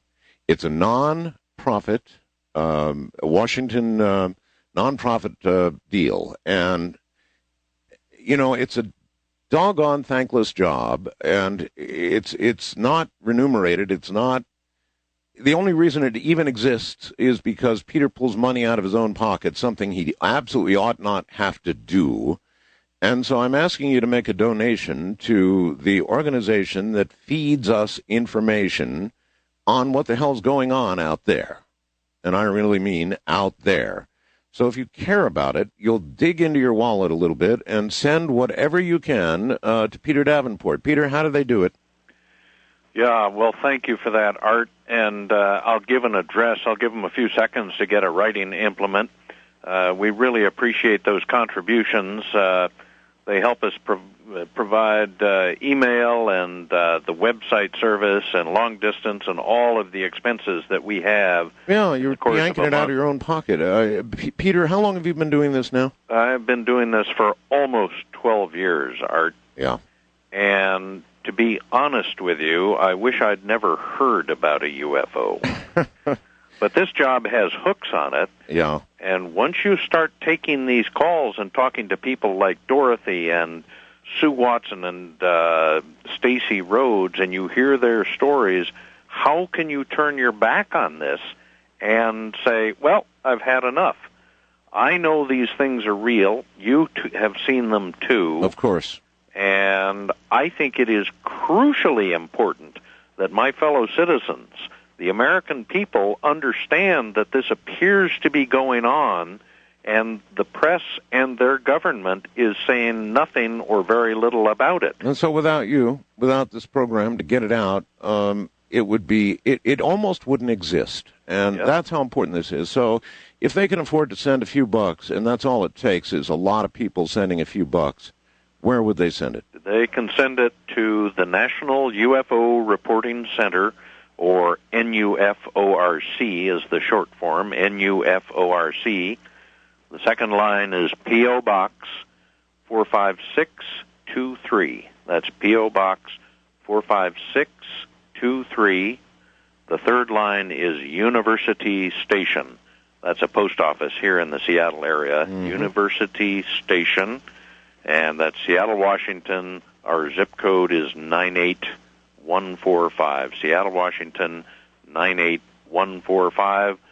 Any contributions go directly into our reporting center checking account. It covers our email expenses, long distance, all of the expenses we have to bring this precious information to the Coast audience and to other audiences as well. All right. I hope they do it because it really is that important. And now we're going to move kind of into another segment of the program, still sticking with the whole Phoenix Lights thing, but into the area where we're going to talk to some experts about it. We have a doctor, a physician, Dr. Lynn Kitei, and perhaps you can tell me something about her, Peter. That's right. She has been one of the most remarkable investigators of the Phoenix Lights case. And before we go to Lynn, or Dr. Lynn, as she likes to be called, I'd just like to say that there are many, many other very good investigators in the Phoenix Lights fray. People like Bill Hamilton, who wrote a very nice book, was very, very energetic in collecting information. Tom King, Tom Taylor, Richard Motzer, even Francis Barwood should be mentioned in this respect. Yes. But I thought it would be very interesting to our audience tonight, Art, after they'd heard some of the witnesses, to hear some of the investigators from the Phoenix area who have devoted the last 9 years, or certainly a good portion of their lives over the last 9 years, to collecting the information from the literally thousands of witnesses to these events. And Dr. Lynn is certainly one of those who's not only done that and done it in spades, but has written a book and has produced at least one very nice film, which will be airing in the Seattle area tomorrow, or in the Phoenix area tomorrow. I hope she'll talk about that. But with that, she's perfectly capable to introducing herself and sharing with our audience what she's done over the last year. Why don't we just go to her? All right, Dr. Lynn Kitei. Doctor, welcome to the program. I'm really curious what kind of doctor are you? Actually, that's a great question, and I have to say before I get into that you guys are so fabulous. Peter, Art, everyone that was involved with the investigation, because I stayed anonymous for 7 years. I'll get into that, but it's teamwork here, and to get the word out there and to keep this precious information, as Peter phrased it, which it is precious information, alive, is so important, and that's why I finally came forward. I have been involved not only with private practice, and I was chief clinical consultant at the Arizona Heart Institute's Imaging and Wellness Center, which I gave up this past summer to complete the documentary. Wow. But my life's work, and it's really ironic, for over 30 years has been community education. My undergraduate work is in education. I started doing health tips for NBC in Philadelphia in '76, and here as well in Phoenix and USA Cable, and then started a company to produce video and workbook curriculums on vital health issues, the reality of AIDS and teen pregnancy and substance abuse. And I have to say that when this fell in my lap, and was actually started 2 years before the mass sighting, my husband, who's also a physician, and I had a very close sighting to our home. It was mountainside in Paradise Valley, and I happened to get pictures of it at the time, but had no interest or knowledge of this at all. And this is in a private gated area, so when anybody brings up military, I immediately go back to the 95 sighting, which is so poignant and was such an incredible experience, which I go into detail in the book and the documentary. Well, go into a little detail here. What happened in 95? In 95, my husband, one wall of our bedroom is a window, so we enjoy a panoramic view of the city skyline, and we know what planes look like and helicopters and streetlights and so forth. And he called, and he's head of different boards and medical boards and so forth, so nothing alarms him. And he sounded alarmed. He says, "Get over here quick." And I jumped out of a bath to go to the window with a towel, and here I'm dripping wet, looking at 3 amber orbs in a triangle formation, like a pyramid, one on top and 2 closely aligned underneath. And I call them orbs because the light did not extend outside the edge. They were self-illuminating, and they were mesmerizing, and the light was very different than any other light I had ever seen. It was a uniform amber color. The guests before, the witnesses, were talking about an amber color. They were definitely amber. That's how I would describe it. Uniform, not with a hot spot like a light bulb, but uniform throughout. Very soft, very mesmerizing, and I knew if I didn't get a picture of it, nobody would believe me. And as I go running to the closet to catch my camera, my husband calls me back to the window and says, "Get over here quick.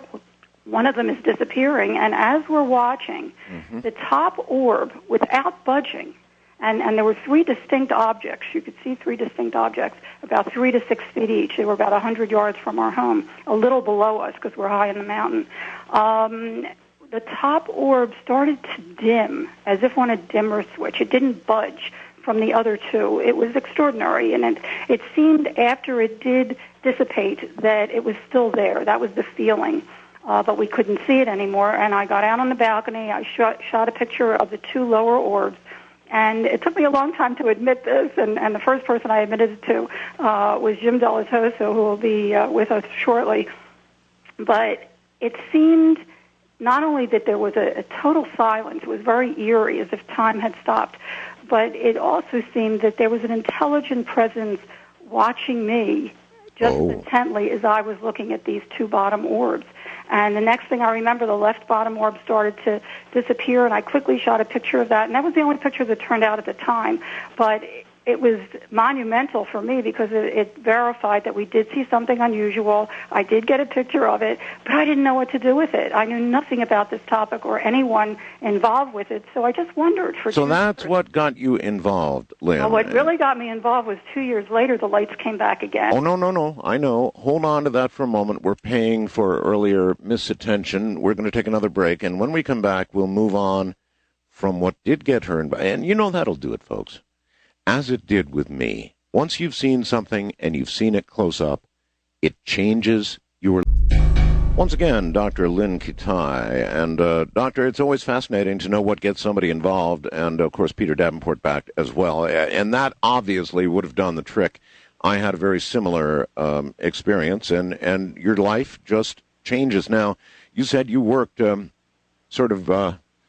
well, you did, because I've not heard your name until now. So then when the Phoenix Lights came along, you jumped all over it, apparently, and began an investigation. Is that correct? Well, there's so much more to the story than March 13th. Actually, 2 months before the mass sighting, the lights came back. And, of course, the 2 years in between, I did wonder what this advanced technology was, if I would ever find out what we saw, what it was all about. Right. And here the lights come back, but at a distance. And I started documenting them again on film.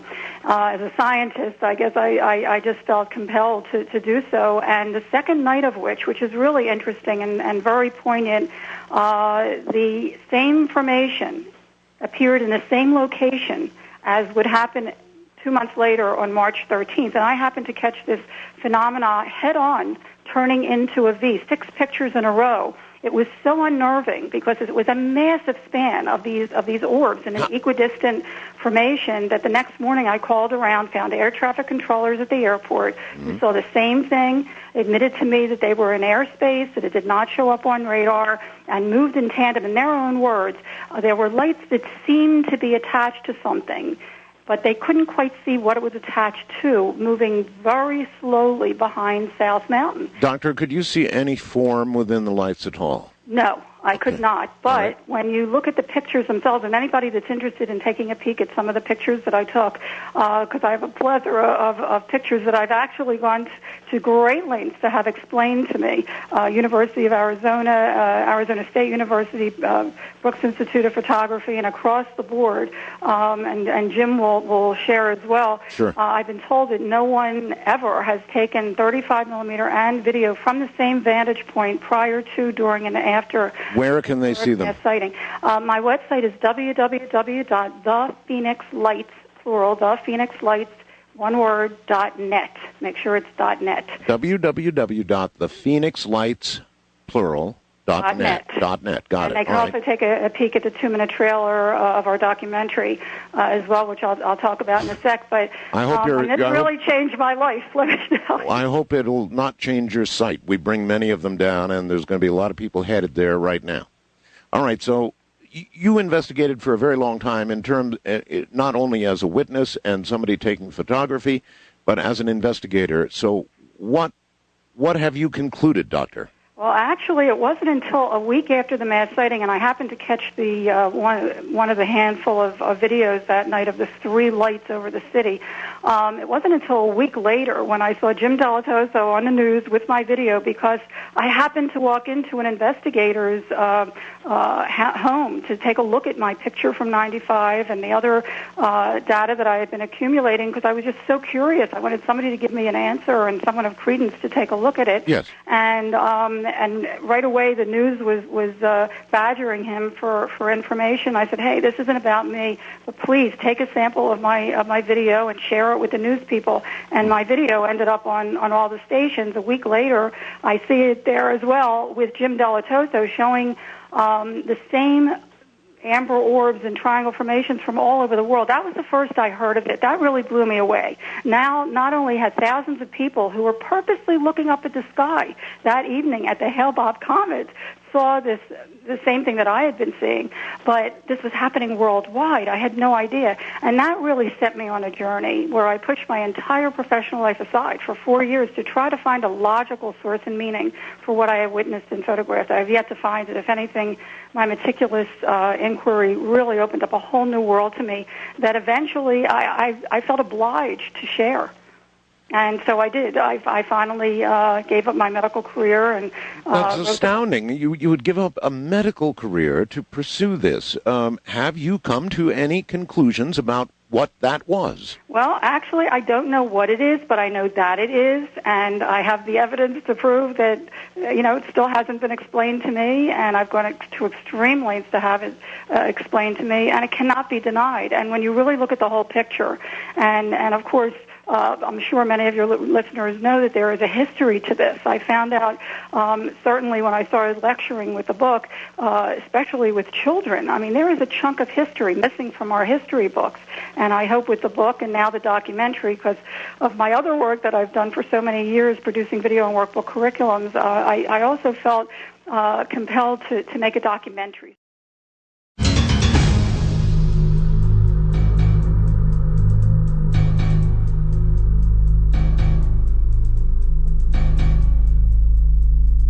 Once again, we're about done here. Dr. Lynn Kitei, and Doctor, I wanted to give you one more opportunity because it's coming up.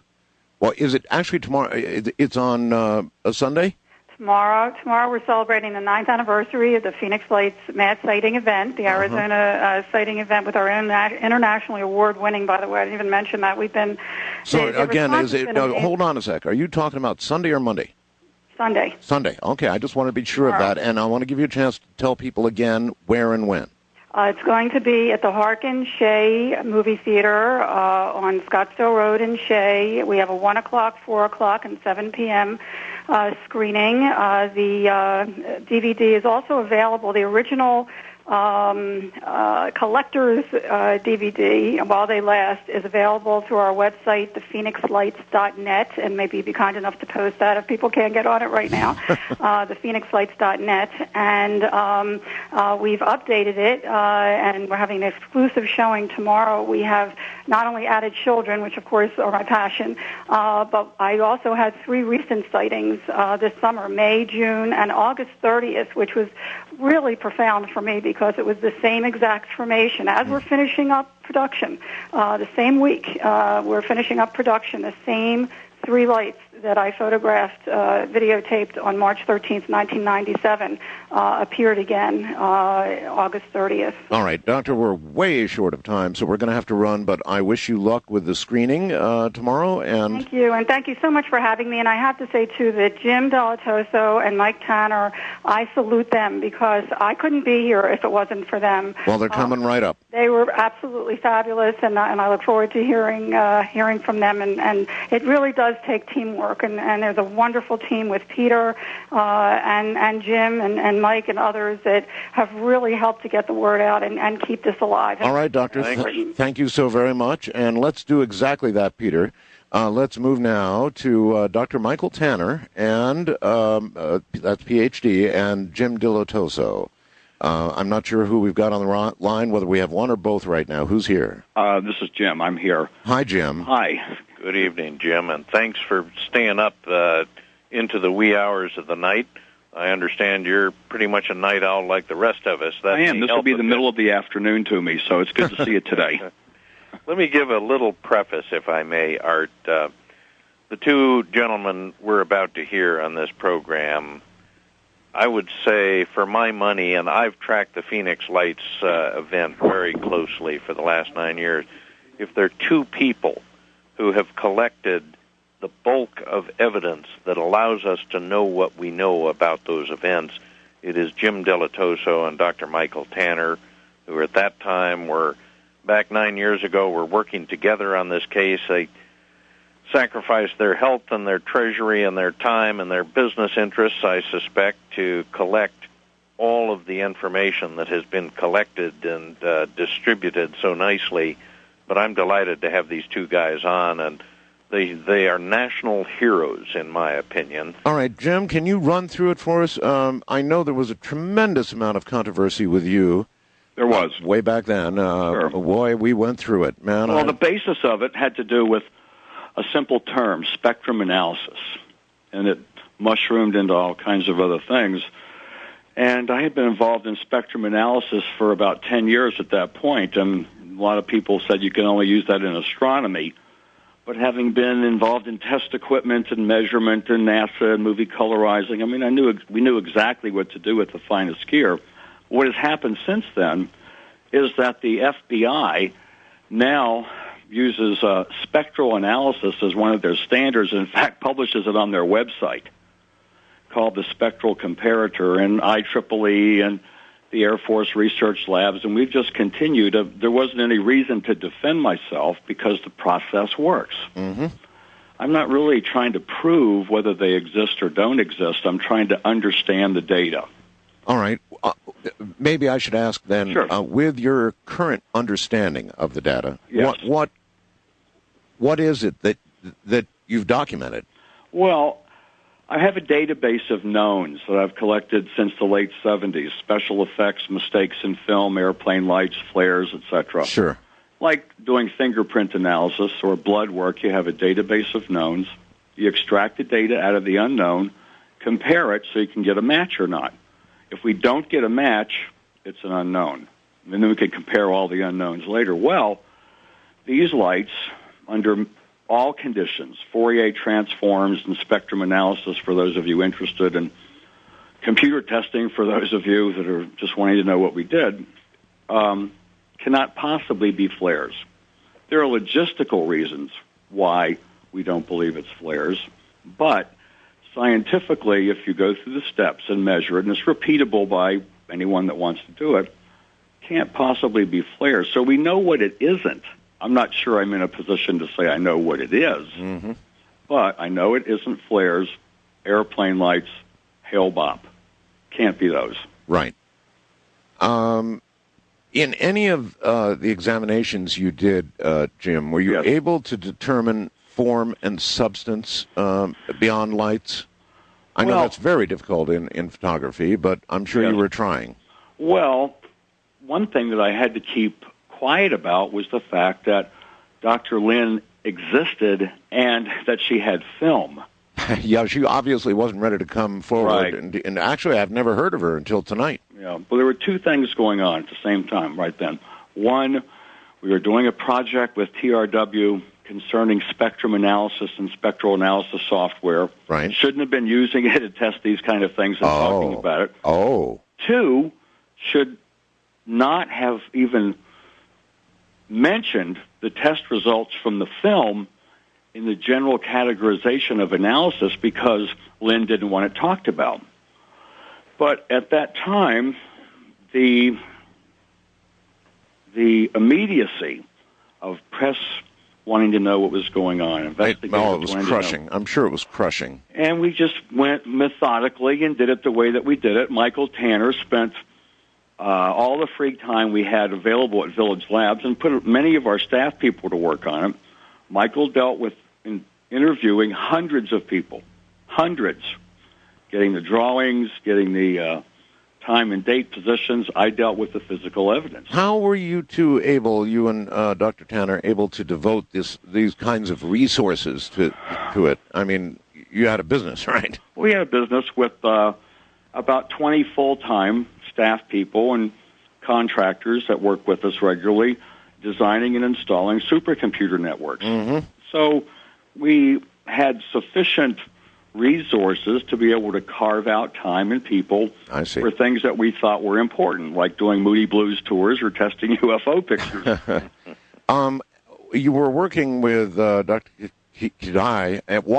Why did she at that point not want to come forward? Was it a career buster or what? Yes, and I respected that at that time, as we do most of the time. You know, most of the work that we do is not for witnesses, it's for other investigators. Right.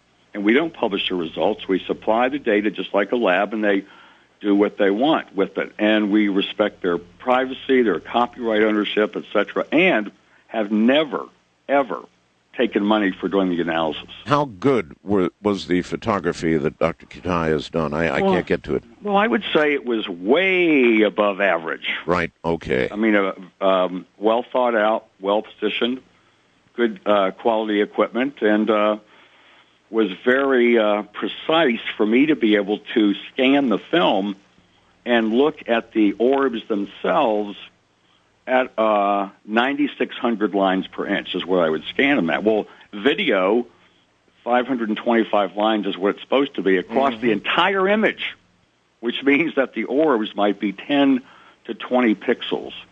All right, so, Jim, if the government told us it was flares, yes, that cannot be true. That has to be a lie. Is that correct? A misunderstanding on their part of what the public saw. You should be a diplomat, Jim. Yeah, boy, that's diplomatic, all right. The Maryland National Guard was already landed at 8:30 at Davis-Monthan Air Force Base, according to the public information officer that we spoke to down there. So even if they were out dropping flares, wrong time. This happened after 10 o'clock. Right.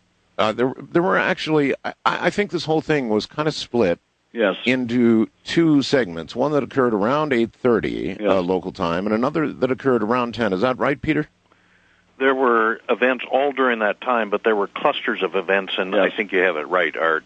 A lot of early ones, and then later, quarter of 10 or so. Yes, which Michael Tanner has precisely clustered into a taxonomy that reveals that it wasn't one formation or one large ship with orbs breaking away from it. They were separate command and control objects going on. In the military, we call that a cluster flight. We call it a fuster flight, which is better than a fuster flight. Yes, well, yes. Anyway, gentlemen, Jim, if you had to give a capsule analysis of your findings, which by now you should be able to do, you would say what? I would say, logistically, I can't see how and why our government or military would organize and allow something like this to happen and come up with such a weak cover-up later. That aside, there's some interesting other things. Now, wait a minute. Weak cover-up. Now, I gave you the opportunity, and you came up with misunderstanding, and now you're saying weak cover-up. Weak cover-up. 2 months later, the local National Guard spokesman says it was the Maryland National Guard. Right then, remember, the National Guard is under authority of the governor, and our governor had just dressed up like an alien and ridiculed the whole affair. I wonder if everybody remembers that. That was that was pretty funny. The governor did dress up as an alien, and it made fun of the whole thing. And so, was all that orchestrated? Was all of that? I guess obviously it was orchestrated, but I mean, other than for fun, to just sort of put the whole thing onto the mat.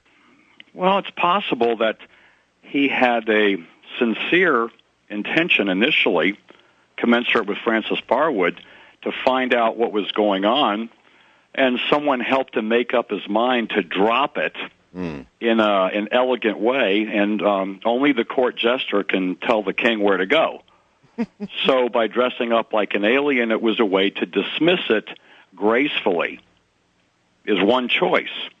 All right, but again, your findings rule out flares and don't rule really anything in. Is that fair? Let's consider one other interesting event. Scientific American magazine, July of that year, reported in a 10-page story that the Lucilla telescope and Hubble telescope had imaged very unusual gamma bursts of radiation, a distant galaxy, and then apparently in our solar system. How could this be? On the night of March 13th. Now, that's an interesting set of circumstances. It is, and one I haven't heard related before. Yeah. I wonder if it is related in some way. Well, we must consider all the possibilities that, since we can't get a match in the knowns database, and it's in the category of unknowns, there's where we have the freedom to speculate. And if it is interdimensional or extraterrestrial, what would be the dynamics they use to get here? Could gamma bursts of radiation be a mechanism to travel great distances quickly and then materialize here along a geophysical line that from millions of miles away looks like a ceramic metal oxide semiconductor sliced sideways? Okay, well, fair speculation. A receiver. Yeah, I've got it. I go to those kinds of speculations only because if we drop it and say, well, maybe it could be extraterrestrial, what were they doing and why? What were they thinking? All right, if you might, put Dr. Tanner on for a moment, and thank you very much, Jim. You're welcome. Bye-bye. All right, here comes Dr. Michael Tanner, Ph.D. Doctor? Yeah, this is Michael Tanner. Hi there. Welcome to the program, Doctor. Well, thank you, and I need to clarify the degree part. I've just recently resumed my studies to address the honorary degree that Jim and Dr. Berg gave me at Village Labs for my work there. Oh, okay. So physics and math at the present course of study. But in any event, I left the technology of the testing of the physical evidence to Jim as the expert. We've been on cases off and on for many years, starting with the Meyer case in Switzerland in the late 70s. the Tim Edwards case, the famous video taken over Salida, Colorado. But I approached this as really doing the field work, narrowing down to the close encounter cases, the reports that Peter supplied us. And how many people did you interview? Well, of the about 800, 900 reports that collectively between Peter's database and Francis Barwood, I would say about 350. That's a lot of people to talk to. Yeah. Work. Yes. And it really began to develop into such an extraordinary, compelling picture that it required full-time work for a number of months, and then continuing, ongoing updating as new information came in. But really, I would like the listeners and for all to understand, I approached this as pretty much every man on the street, meet with people eye to eye and see their vantage point, what they saw when. That's why I selected the close encounter cases, and those witnesses who had specific reasons to know exactly what time they witnessed what they did, where they were exactly, and how much agreement in all of these witnesses was there, and what was seen? Well, the problem was, and as Peter will tell you, he's got a tremendous database of information, illustrations of all kinds of, say, generally V formations of lights, but in the fine detail began to be a very confusing picture. And it wasn't until I was able to gather a number of witnesses up in the Prescott area and getting them together and realizing clearly that they saw separate objects and how they seemed to converge into the Prescott area and then head toward Phoenix and down the I-17 corridor and then beyond to I-10 between Phoenix and Tucson. How many people did you run into that described something as dramatic as being so close that they could describe seams in the craft? Did you run into any of those people? Well, there were dozens of people as I was able to sort them out. And as little as 200 feet above heads to 1,000 feet were the size of craft, and I think it was probably the same one that went over Stacey Rhoades and her family, where the craft was so low that beings were seen silhouetted in the windows. Beings in the windows? Yes. And in the ground track for that particular craft, the lights on the edges of the craft variously alternated with glimpses of rows of windows. Oh my gosh, Doctor! How many people saw something of that magnitude? Because that's first for me. I had not heard the window part and beings.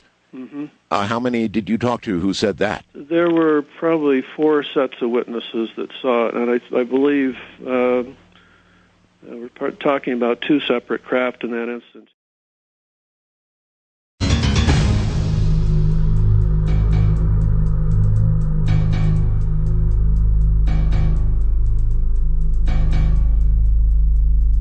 Once again, Peter Davenport and, of course, Dr. Michael Tanner. That stopped me cold, Doctor, when you said you talked to witnesses who saw windows and beings behind the windows. Was there any description of them? I mean, how much detail was there?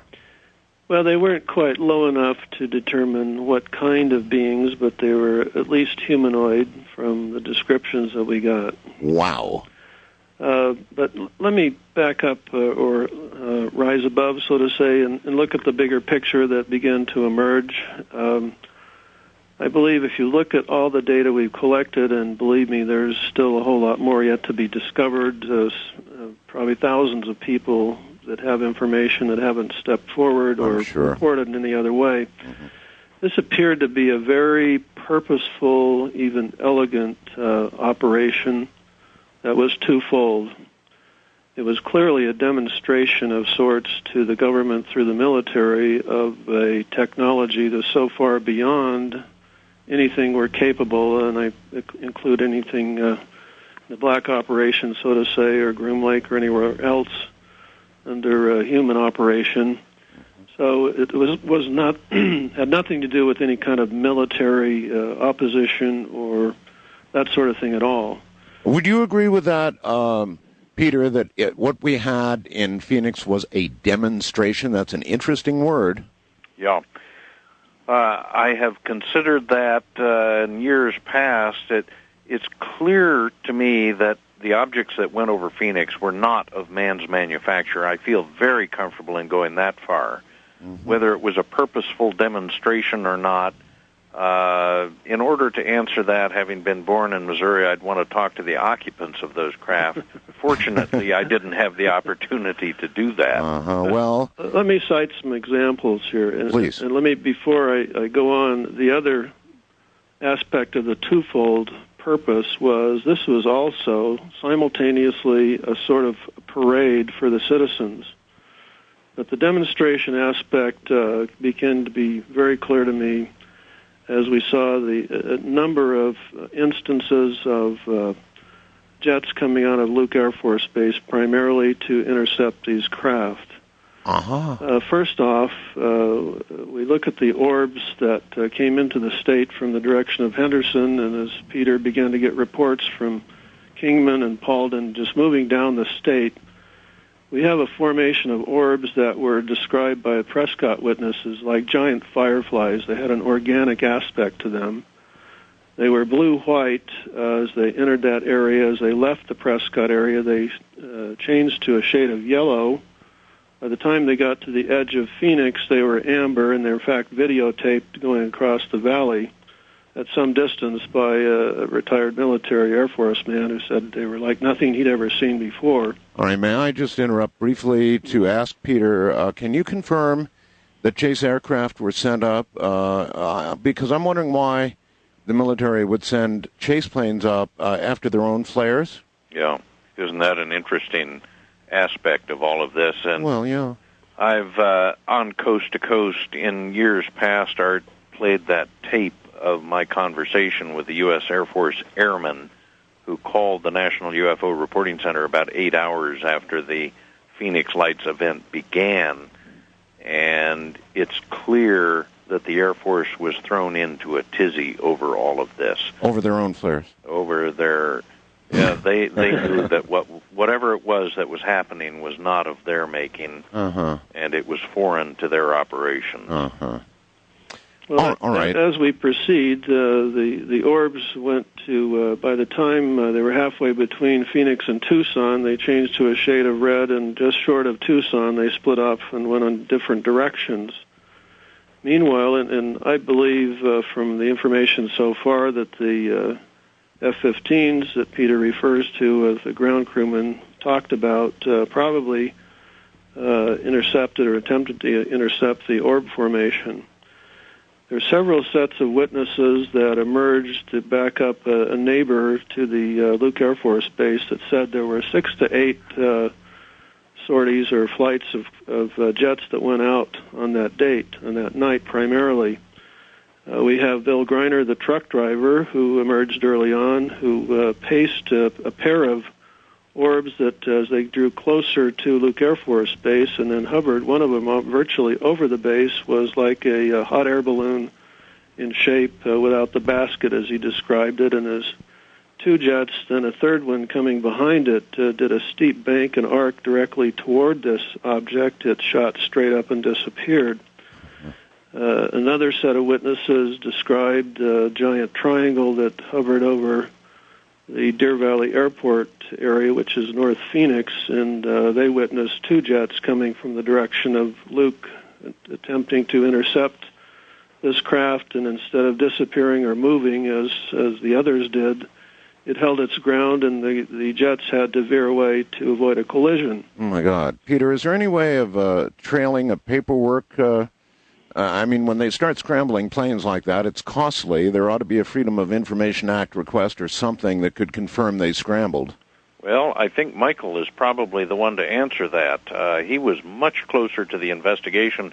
It is clear to me that he knows much more about the specifics. All right, Michael. Of what was going on that night. Well, in the word of one officer that spoke obviously off the record, he said that was the worst night of his military life. He said it was sheer pandemonium at Luke Air Force Base. And with the events that actually started for the military about 5:30 in the afternoon, and later that night, two other sets of witnesses saw craft being intercepted by jets. Not only do we have these witnesses confirming the military action, we have also over Crown King in the mountains just north of Phoenix, a demonstration of what appears to be some kind of interdimensional capability. Is there any indication we fired on these craft? No. By all accounts, this was it was as if there was a war games going on with no shots fired. It was it was as if there was cooperation on both sides, but if we can believe the ground crewmen, there certainly was not cooperation so much from the military side as that they were just withheld from really doing anything. There was no reason to fire, but only to intercept and investigate. But as the Crown King event was affirmed by an early event over Lake Mead earlier in that day, and 2 weeks later near the Kennedy Airport, these craft went into a really strange routine of rolling and tumbling and going into a ball and disappearing. After over Crown King, 3 of these giant carpenter squares to give the description. One witness in central Phoenix of the shape of these craft. A 4th object appeared next to them as they were hovering as first a bright amber light that morphed, if you will, into a triangle or a square. Witnesses couldn't quite tell if the 3 corners or 4. But as the 4 objects were observed, then going into vertical formation, they began to compress upon each other, rolling into a ball as they described, disappeared within a second or two. 2 jets were seen coming from the south to apparently try to intercept something that was not there any longer. The Lake Mead event involved 8 of these objects in formation that went into a similar routine when apparently a commercial airliner got close enough to prompt it. And the Kennedy Airport area incident involved 2 craft that merged and became one, which speaks to witnesses describing the Phoenix Lights event and area of a triangle going away in the direction of Tucson, splitting into 2 craft. And then we have halfway between Phoenix and Tucson at an area called Picacho Peak, 2 craft coming together as if there were 747s about to collide, and they merge and become one. Wow. So... Boy, looking back on this now and hearing what you're saying, having interviewed all those witnesses, is just mind-blowing, absolutely mind-blowing. And it seems like all of this ought to be put together somehow in one large documentary and simply presented to the American people as a major incident over a major American city. Well, Jim and I have been working on this, the rest of the story, if you will. Dr. Kitei has done a wonderful job of focusing on the orbs and presenting a great deal of evidence for their existence and their reality. We have spent a lot of time trying to make sense of the rest of the story, and just to do an animation of the nature that is required, it's going to take a feature film budget to do it properly. But in any event, we're dedicated to that purpose, and hopefully by the 10th anniversary, we'll have something to share of a highly compelling nature. All right, Doctor, I cannot thank you enough for being here tonight. You have really, really added to the whole picture of the Phoenix Lights, a lot of things that nobody simply has heard before. So thank you for being here. You're welcome. And good night. That's Dr. Michael Tanner. And Peter, I've got a whole lot of questions for you, if you wouldn't mind. Absolutely. All right, this is going to take us off track, but I'm getting a lot of email about this, and I want to give you a chance to answer it. All right, a little controversy. Never hurt us. This comes from Mike in Auburn, Washington. What I want to write to you about tonight, this was an email, are my suspicions about your guest, Peter Davenport, who's going to be your guest tonight. You see, I heard James Gilliland tells someone at his ranch that he believes that Peter Davenport still works for the U.S. government. James Gilliland was saying he's invited Peter Davenport to come out to his ranch and observe UFO Skywatch some night many, many times, but Peter's refused all attempts to get him to come to Gilliland's sanctuary and observe UFOs, which routinely fly over the ranch. We heard from him recently, and so he would like that answered. He's also suspicious that you were a Russian language interpreter for the U.S. government and thinks you still work for the U.S. government and dispense disinformation. Yeah. That's Mike in Auburn, Washington. So there are a lot of targets there I could take pot shots at. Go right ahead. Let me start with the government angle. I do not work for the U.S. government. I would not work for the U.S. government. They are the adversaries. I almost said bad guys. I'll refrain from using that term, but they are my adversaries in the field of UFO work. Mm-hmm. In years past, in programs past, in incautious moments, I have probably stated or used the term lie, which has a hard edge to it, of course, in referring to the U.S. government's position on UFOs. I think a more accurate representation is that they are simply not addressing the issue. They are simply not sharing with the American people, who pay their bills, of course, and for whom they work as public officials. They're not sharing this information with the American public. I would like to know why. That takes us into a whole nother... Well, it does. And, Peter, the only explanation I've ever heard is that the U.S. government concluded, along with other governments in the world, that whatever these are, and they don't deny their existence, they simply say they're not a threat to U.S. national security. And I find that worth a chuckle or two, because if things are traversing our airspace and we don't know what they are and we can't stop them, and that does not constitute a threat to national security, then what the hell does? Yeah. One of the things we haven't touched on tonight with any of our guests is how many airports, how many control zones, how many terminal control areas or Class B airspace these objects went through in violation of the federal aviation regulations. With you all the way, my friend. But clearly a risk. Back for a second to Gillen. I don't want to go away without having you answer that. You know, he makes incredible claims. He's got some incredible photographs and evidence, and I did interview him not long ago, and he apparently has invited you many times, and so why not? Well, I've been invited down there. There have been many times in the late 90s, I was serving as executor for a late aunt's estate back in New Jersey. You may remember I actually did a program or two from New Jersey. I was very busy back then. I recall. And many of my colleagues, many of my friends from Seattle were going down to the ranch. It's just something that I could not fit into my schedule, and I was willing to leave it to other people to go down, look at the evidence, see what people were seeing. I can't rule out that they might have been seeing or might have seen a few UFOs down there. It's quite possible. UFOs the witnesses are impressive. Everywhere. Well, maybe what they should do is what everybody else does and call you up. Mm-hmm. And so there you are. Okay, I wanted to get that answered. A lot of people are asking that question. He's made it very public, apparently, that he's invited you down there. And right. I think there have been suggestions from that camp that I've worked for the NSA or the CIA or the FBI or the alphabet soup of government agencies. And if that is their belief, I would invite them to come forward with their evidence so it can be analyzed and tested and so on and so forth. It's simply not true, just not true.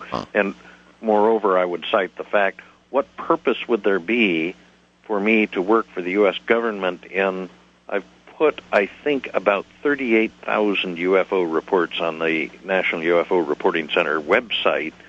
So if the government's objective is to cover up the UFO phenomenon, that would be an awfully bizarre act on the part of somebody in sympathy with that effort. Well, it would seem so, but I mean, they use the word disinformation, and well, that's why I have guests on. I invite them on to speak their own piece. That's very important for me, so people don't think it is just I who is representing these things. They can hear Sue Watson and Stacey Rhoades and Dorothy from Las Vegas, and they know that these people they can just hear in their voices that they're sincere. Why does ufology have such a tendency to self-immolate? I don't know. It's part of the reason I work alone. Art, because it cuts down on the personnel problems, of course, although I find I'm arguing with myself more and more, talking to myself, even though there's just one of me here. Well, there is, though. There's so much division, there's so much controversy, and just downright meanness sometimes between those who are in a small chuckle field anyway, and so they hurt their own cause. I've wondered about this since the first year I began covering this sort of thing. It is troublesome to me, too, and I find I oftentimes just withdraw from it because I am so busy that I do not have the time and therefore don't have the desire to get involved in some kind of internecine battle in the ranks of ufology. All I do is provide a conduit for people who believe they may have seen an unusual event, possibly UFO-related, to send that information to a facility where it will be preserved and where it will be made available anonymously in the public forum. In all these years, Peter, do we know anything more about the motivations of those who show themselves to us?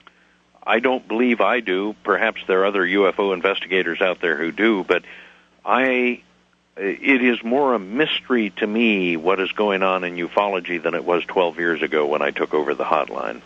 I have no idea what's going on. Art. So it's caused more questions than it has provided answers. That's what I see from my vantage point.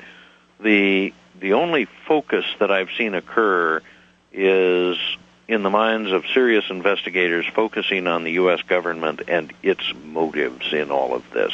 Yes. And I will be honest, it's a very, very difficult thing for me to talk about without a great deal of cautious preparation.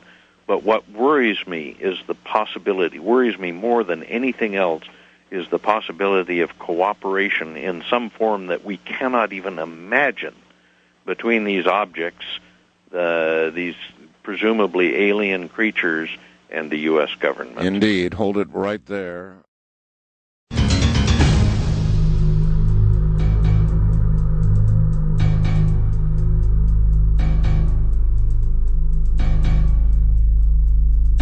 There has been a tremendous amount of interest, Peter, in the Todd Seas case, and so if you would please, would you review that case? And I want everybody to listen to this very closely. Yeah. This is ominous stuff. It'll curl your hair. So I don't know that we've ever talked about this one in any depth, Art, but it's the one that really curdles my blood. I am quick to admit that I don't know what happened there, but just a thumbnail sketch of what we know is the following. Please. On Sunday morning, about 5 a.m., and this was on the 4th of August, 2002, so we're this almost 4 years ago, a gentleman left his home in Northumberland County, Pennsylvania, on a four-wheel vehicle, an ATV, all-terrain vehicle, headed up about 4 or 5 miles to his family land on Mount Montour. He was going up there. Originally, he was going to go with a hunting buddy. They were going to scope out populations of deer up on the mountain in preparation for deer season in Pennsylvania.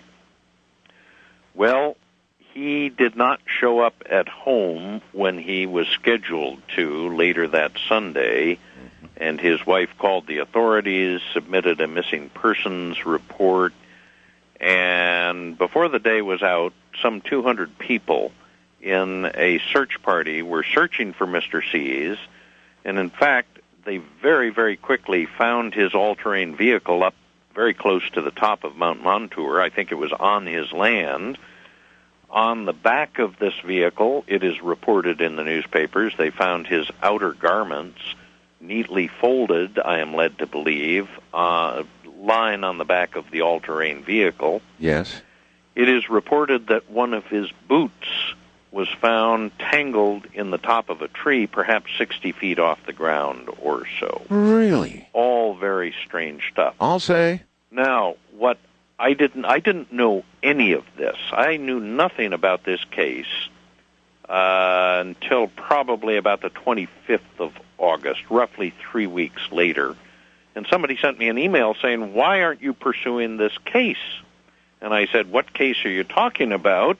the person elected to remain anonymous, but I had an email address, and the person shot back saying, well, the case of Todd Seas, of course. You have a report on your website about this incident.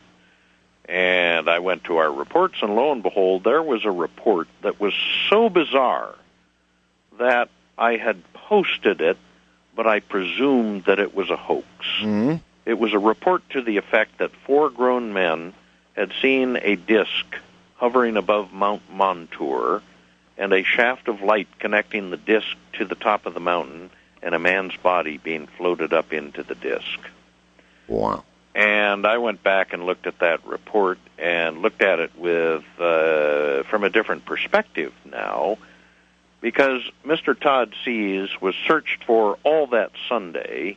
They did not find him. In fact, they had horses, they had tracking dogs, and the tracking dogs it is reported in the newspaper, I believe, not even the tracking dogs could find a scent of Mr. Seas leading from his all-terrain vehicle. Perhaps that's because he went vertical.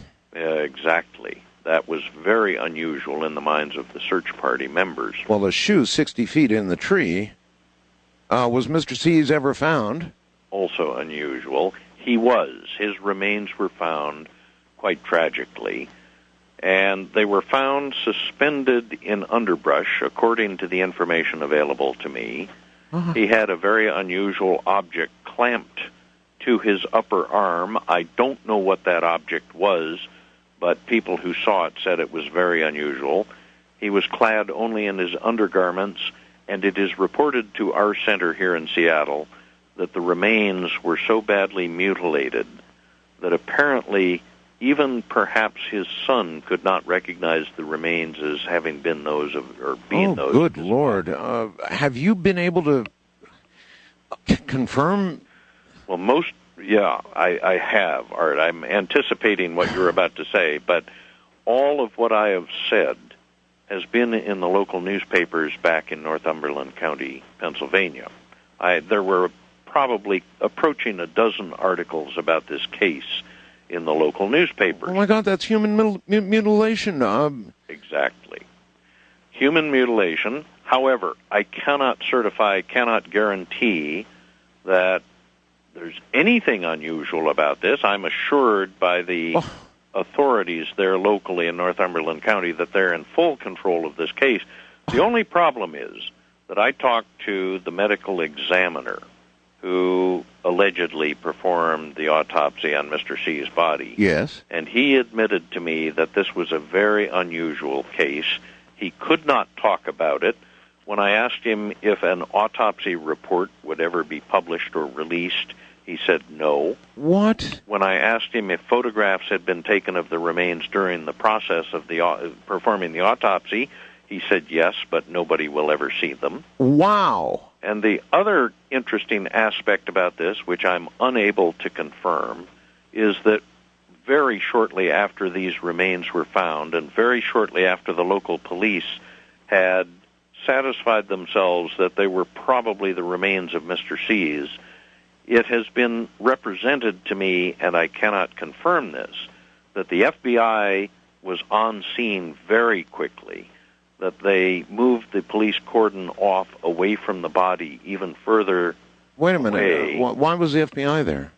Well, that's federal. The interesting question. Yes. It's a local homicide or accidental death of some variety. Don't know that foul play was involved, but the mutilation suggests almost certainly there was, and it would not have fallen under federal jurisdiction. There was no kidnapping across a state line, etc. Now, it gets even more interesting, Art. It is asserted that some 200 members of that search party, who had just scoured the mountaintop. By the way, the body was found very close to Mr. C's house, only about 100 or 200 meters from the house he had left at 5 o'clock that Sunday morning. Oh. Well, the interesting thing is, it is asserted by people with whom I've corresponded, who allege to have been members of that search party, that all of the members of the search party were ordered to go to a local fire station where they were told that under no circumstance would they talk about this case or that search. Huh. And they were taken up there allegedly to have their health checked, quote. Their health. Was there any reason given to not be talking about this? No, not that I'm aware of. Oh, is this weird or what? It is a very, very strange story. We have, I placed a 2 or 3 page summary of just the facts on our website a number of years ago. It's generated a great deal of interest, a great deal of controversy. See why? And I have no idea what happened to Mr. Seas. It's just that it is all very, very strange.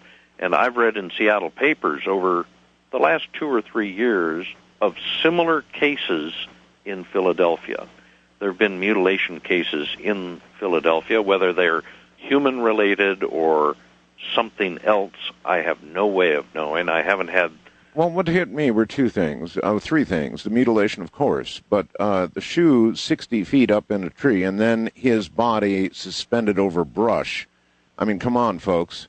Yeah. And then the dogs, 4 really, the dogs not being able to track from the vehicle. So he was taken vertically, a shoe got caught in a tree, and then he was obviously deposited or dropped from something. So, I mean, that adds up, Peter. It adds up pretty well.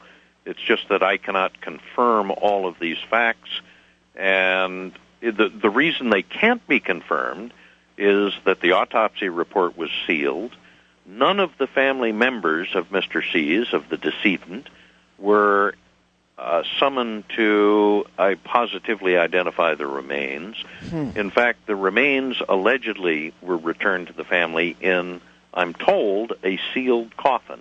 They were forbidden from opening the coffin. No open casket. This is just too much. There's got to be a way to follow up on all of this with family members, with, I mean, you don't get that from a medical examiner, sorry. I mean, by whose order is it not going to be made public? Exactly. And my suspicion is there have been things done behind the scenes, probably not in conformity with the law. The feds. To cover up this case. And people criticize me for not knowing all of the details. I would point out that it's very difficult to know all the details of a case like this when the officials, the authorities, are covering them up.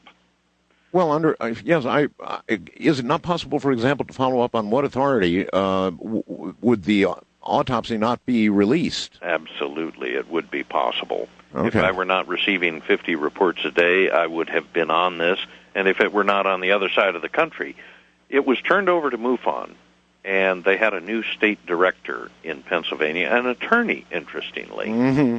And I don't know the details of to what degree he followed this one up, but to the best of my knowledge, no report was ever generated on this one. That is unfortunate because the details we have, the facts we have, on the face of them are alarming. Yes. If any of this is true, it is a very unusual case, and I cannot conclude, I can't share with our audience that I know what the cause of Mr. C's death was. But on the face of it, it all looks very strange. It sure does. All right, I want to touch on this. It's a personal thing for you, but I think it is so cool and so unusual and so wild. Yeah. Peter is making a bit of a change in his personal life. Tell him what you're doing, Peter. Well, over the next several months, I presume, I will be moving the National UFO Reporting Center from Seattle out to eastern Washington to a piece of land that I think I'm safe in saying this. All the documents, all the required items have gone into escrow. Uh-huh. To the best of my knowledge, I've been successful in purchasing a decommissioned U.S. Air Force ICBM Atlas E missile site on about 21 to 22 acres. Oh, my God. Out in the middle of a wheat field. And this missile silo is how far below ground? Well, it's not that far below, and actually it does not have a silo. What makes this facility so attractive from the standpoint of rebuilding it, refurbishing it, and living in it or near it, is all of the rooms are quadrilateral, like tennis courts, but big and solid. You're talking about how many square feet underground? About 18,000 square feet. 18,000? Big one. Do you mean 18,000 or 1,800? 18,000. Oh, my God. It is big, and it will give me room to have my own ice skating rink and to once, for the first time in a long time, get all of my UFO stuff separated from all of my personal stuff, get all of my books on one bookshelf, or at least against one wall. Yes. And perhaps I will do a future program on Coast from the missile room. How cool would that be? But you actually have a missile room, like a control room? Do you? Do I have a what? Do you have an actual control room? There is a control room there, but of course all of the equipment has been taken out of it. Oh, gee, you can't launch, huh? So I'll just have to put my own in. So the UFO Reporting Center will run out of perhaps the control room or the missile room or something. That is so cool. I imagine this big, open, super strong area with like pipes and a submarine running through it and wiring and all that kind of stuff. Is that still there? You got it. Ah. How cool. Basements have always been my favorite room in any house I've ever lived in. They're cooler. I like the smell of concrete. And this is one of the wildest things I've ever done in my life, but it's a project, Art, that I've been working on actively for 4 years, and it finally came to fruition after a great deal of frustration. So your secret dream, then, was to own a missile silo. Yeah, that's what I got. And I'm going to move out there. It's got its own water supply, 2 wells. Yes. Pump up to 500,000 gallons a day. Uh-huh. I hope to have my own power system. Frankly, it is a vote on my part, a vote of the level of confidence I have in our public officials to keep this country on track. Well, let me tell you, brother, when you own a missile silo, your neighbors don't screw with you. Yeah. Now I'm keeping my eye open at Boeing surplus here in Kent for a used missile, just as a political statement. And well, I was considering for a while purchasing. You can buy these big rockets. Yeah. Now, you can't buy some aspects of them without a license, but you can buy these big rockets, and I was going to put one on my front lawn. There you go. Just sort of a statement, you know? Mm-hmm. And so perhaps something like that would be in order. What will we see topside, like a concrete bunker? Well, there's not much you can see topside. The most visible part of it is the blast door, which is a vertical door that's slid aside.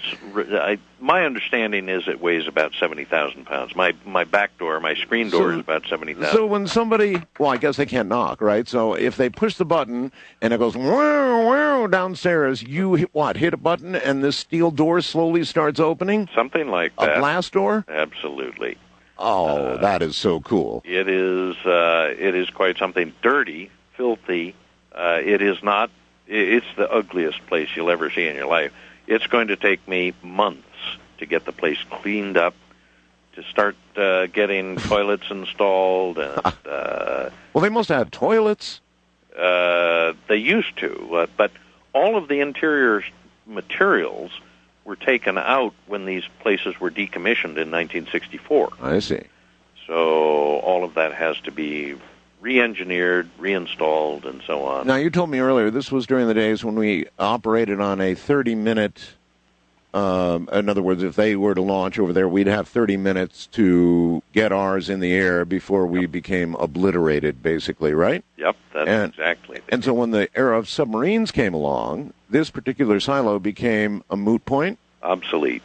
I suspect that the taxpayers paid hundreds of millions of dollars just for a few months or a few years of coverage based on the rumor of a missile gap, so-called missile gap between the Soviets and the Americans. That is wild, Peter. All right, we've only got enough time for you to repeat the address, which I'd like you to do for donations, because this is for the UFO Reporting Center, folks. It's the only one we've got like it. I'll give the address, and I'll give our phone number. The address is the National UFO Reporting Center. Next line is P.O. Box 45623. That's P.O. Box 45623.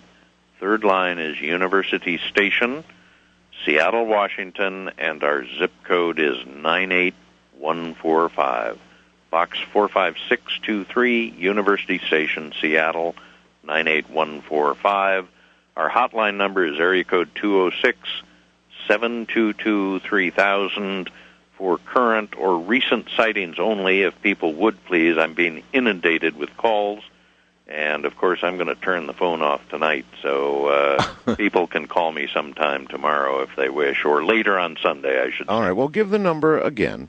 The telephone number, the National UFO Reporting Center hotline number, is area code 206-722-3000, 206-722-3000. And our website, where we have an online report form, is ufocenter.com. And I'd like to close with an appeal. Very quickly. Anybody who is in Arizona on the 13th of March, 1997, if they saw those things, please submit a report. All right, buddy. We're out of time. Thank you so much. very much, and good night.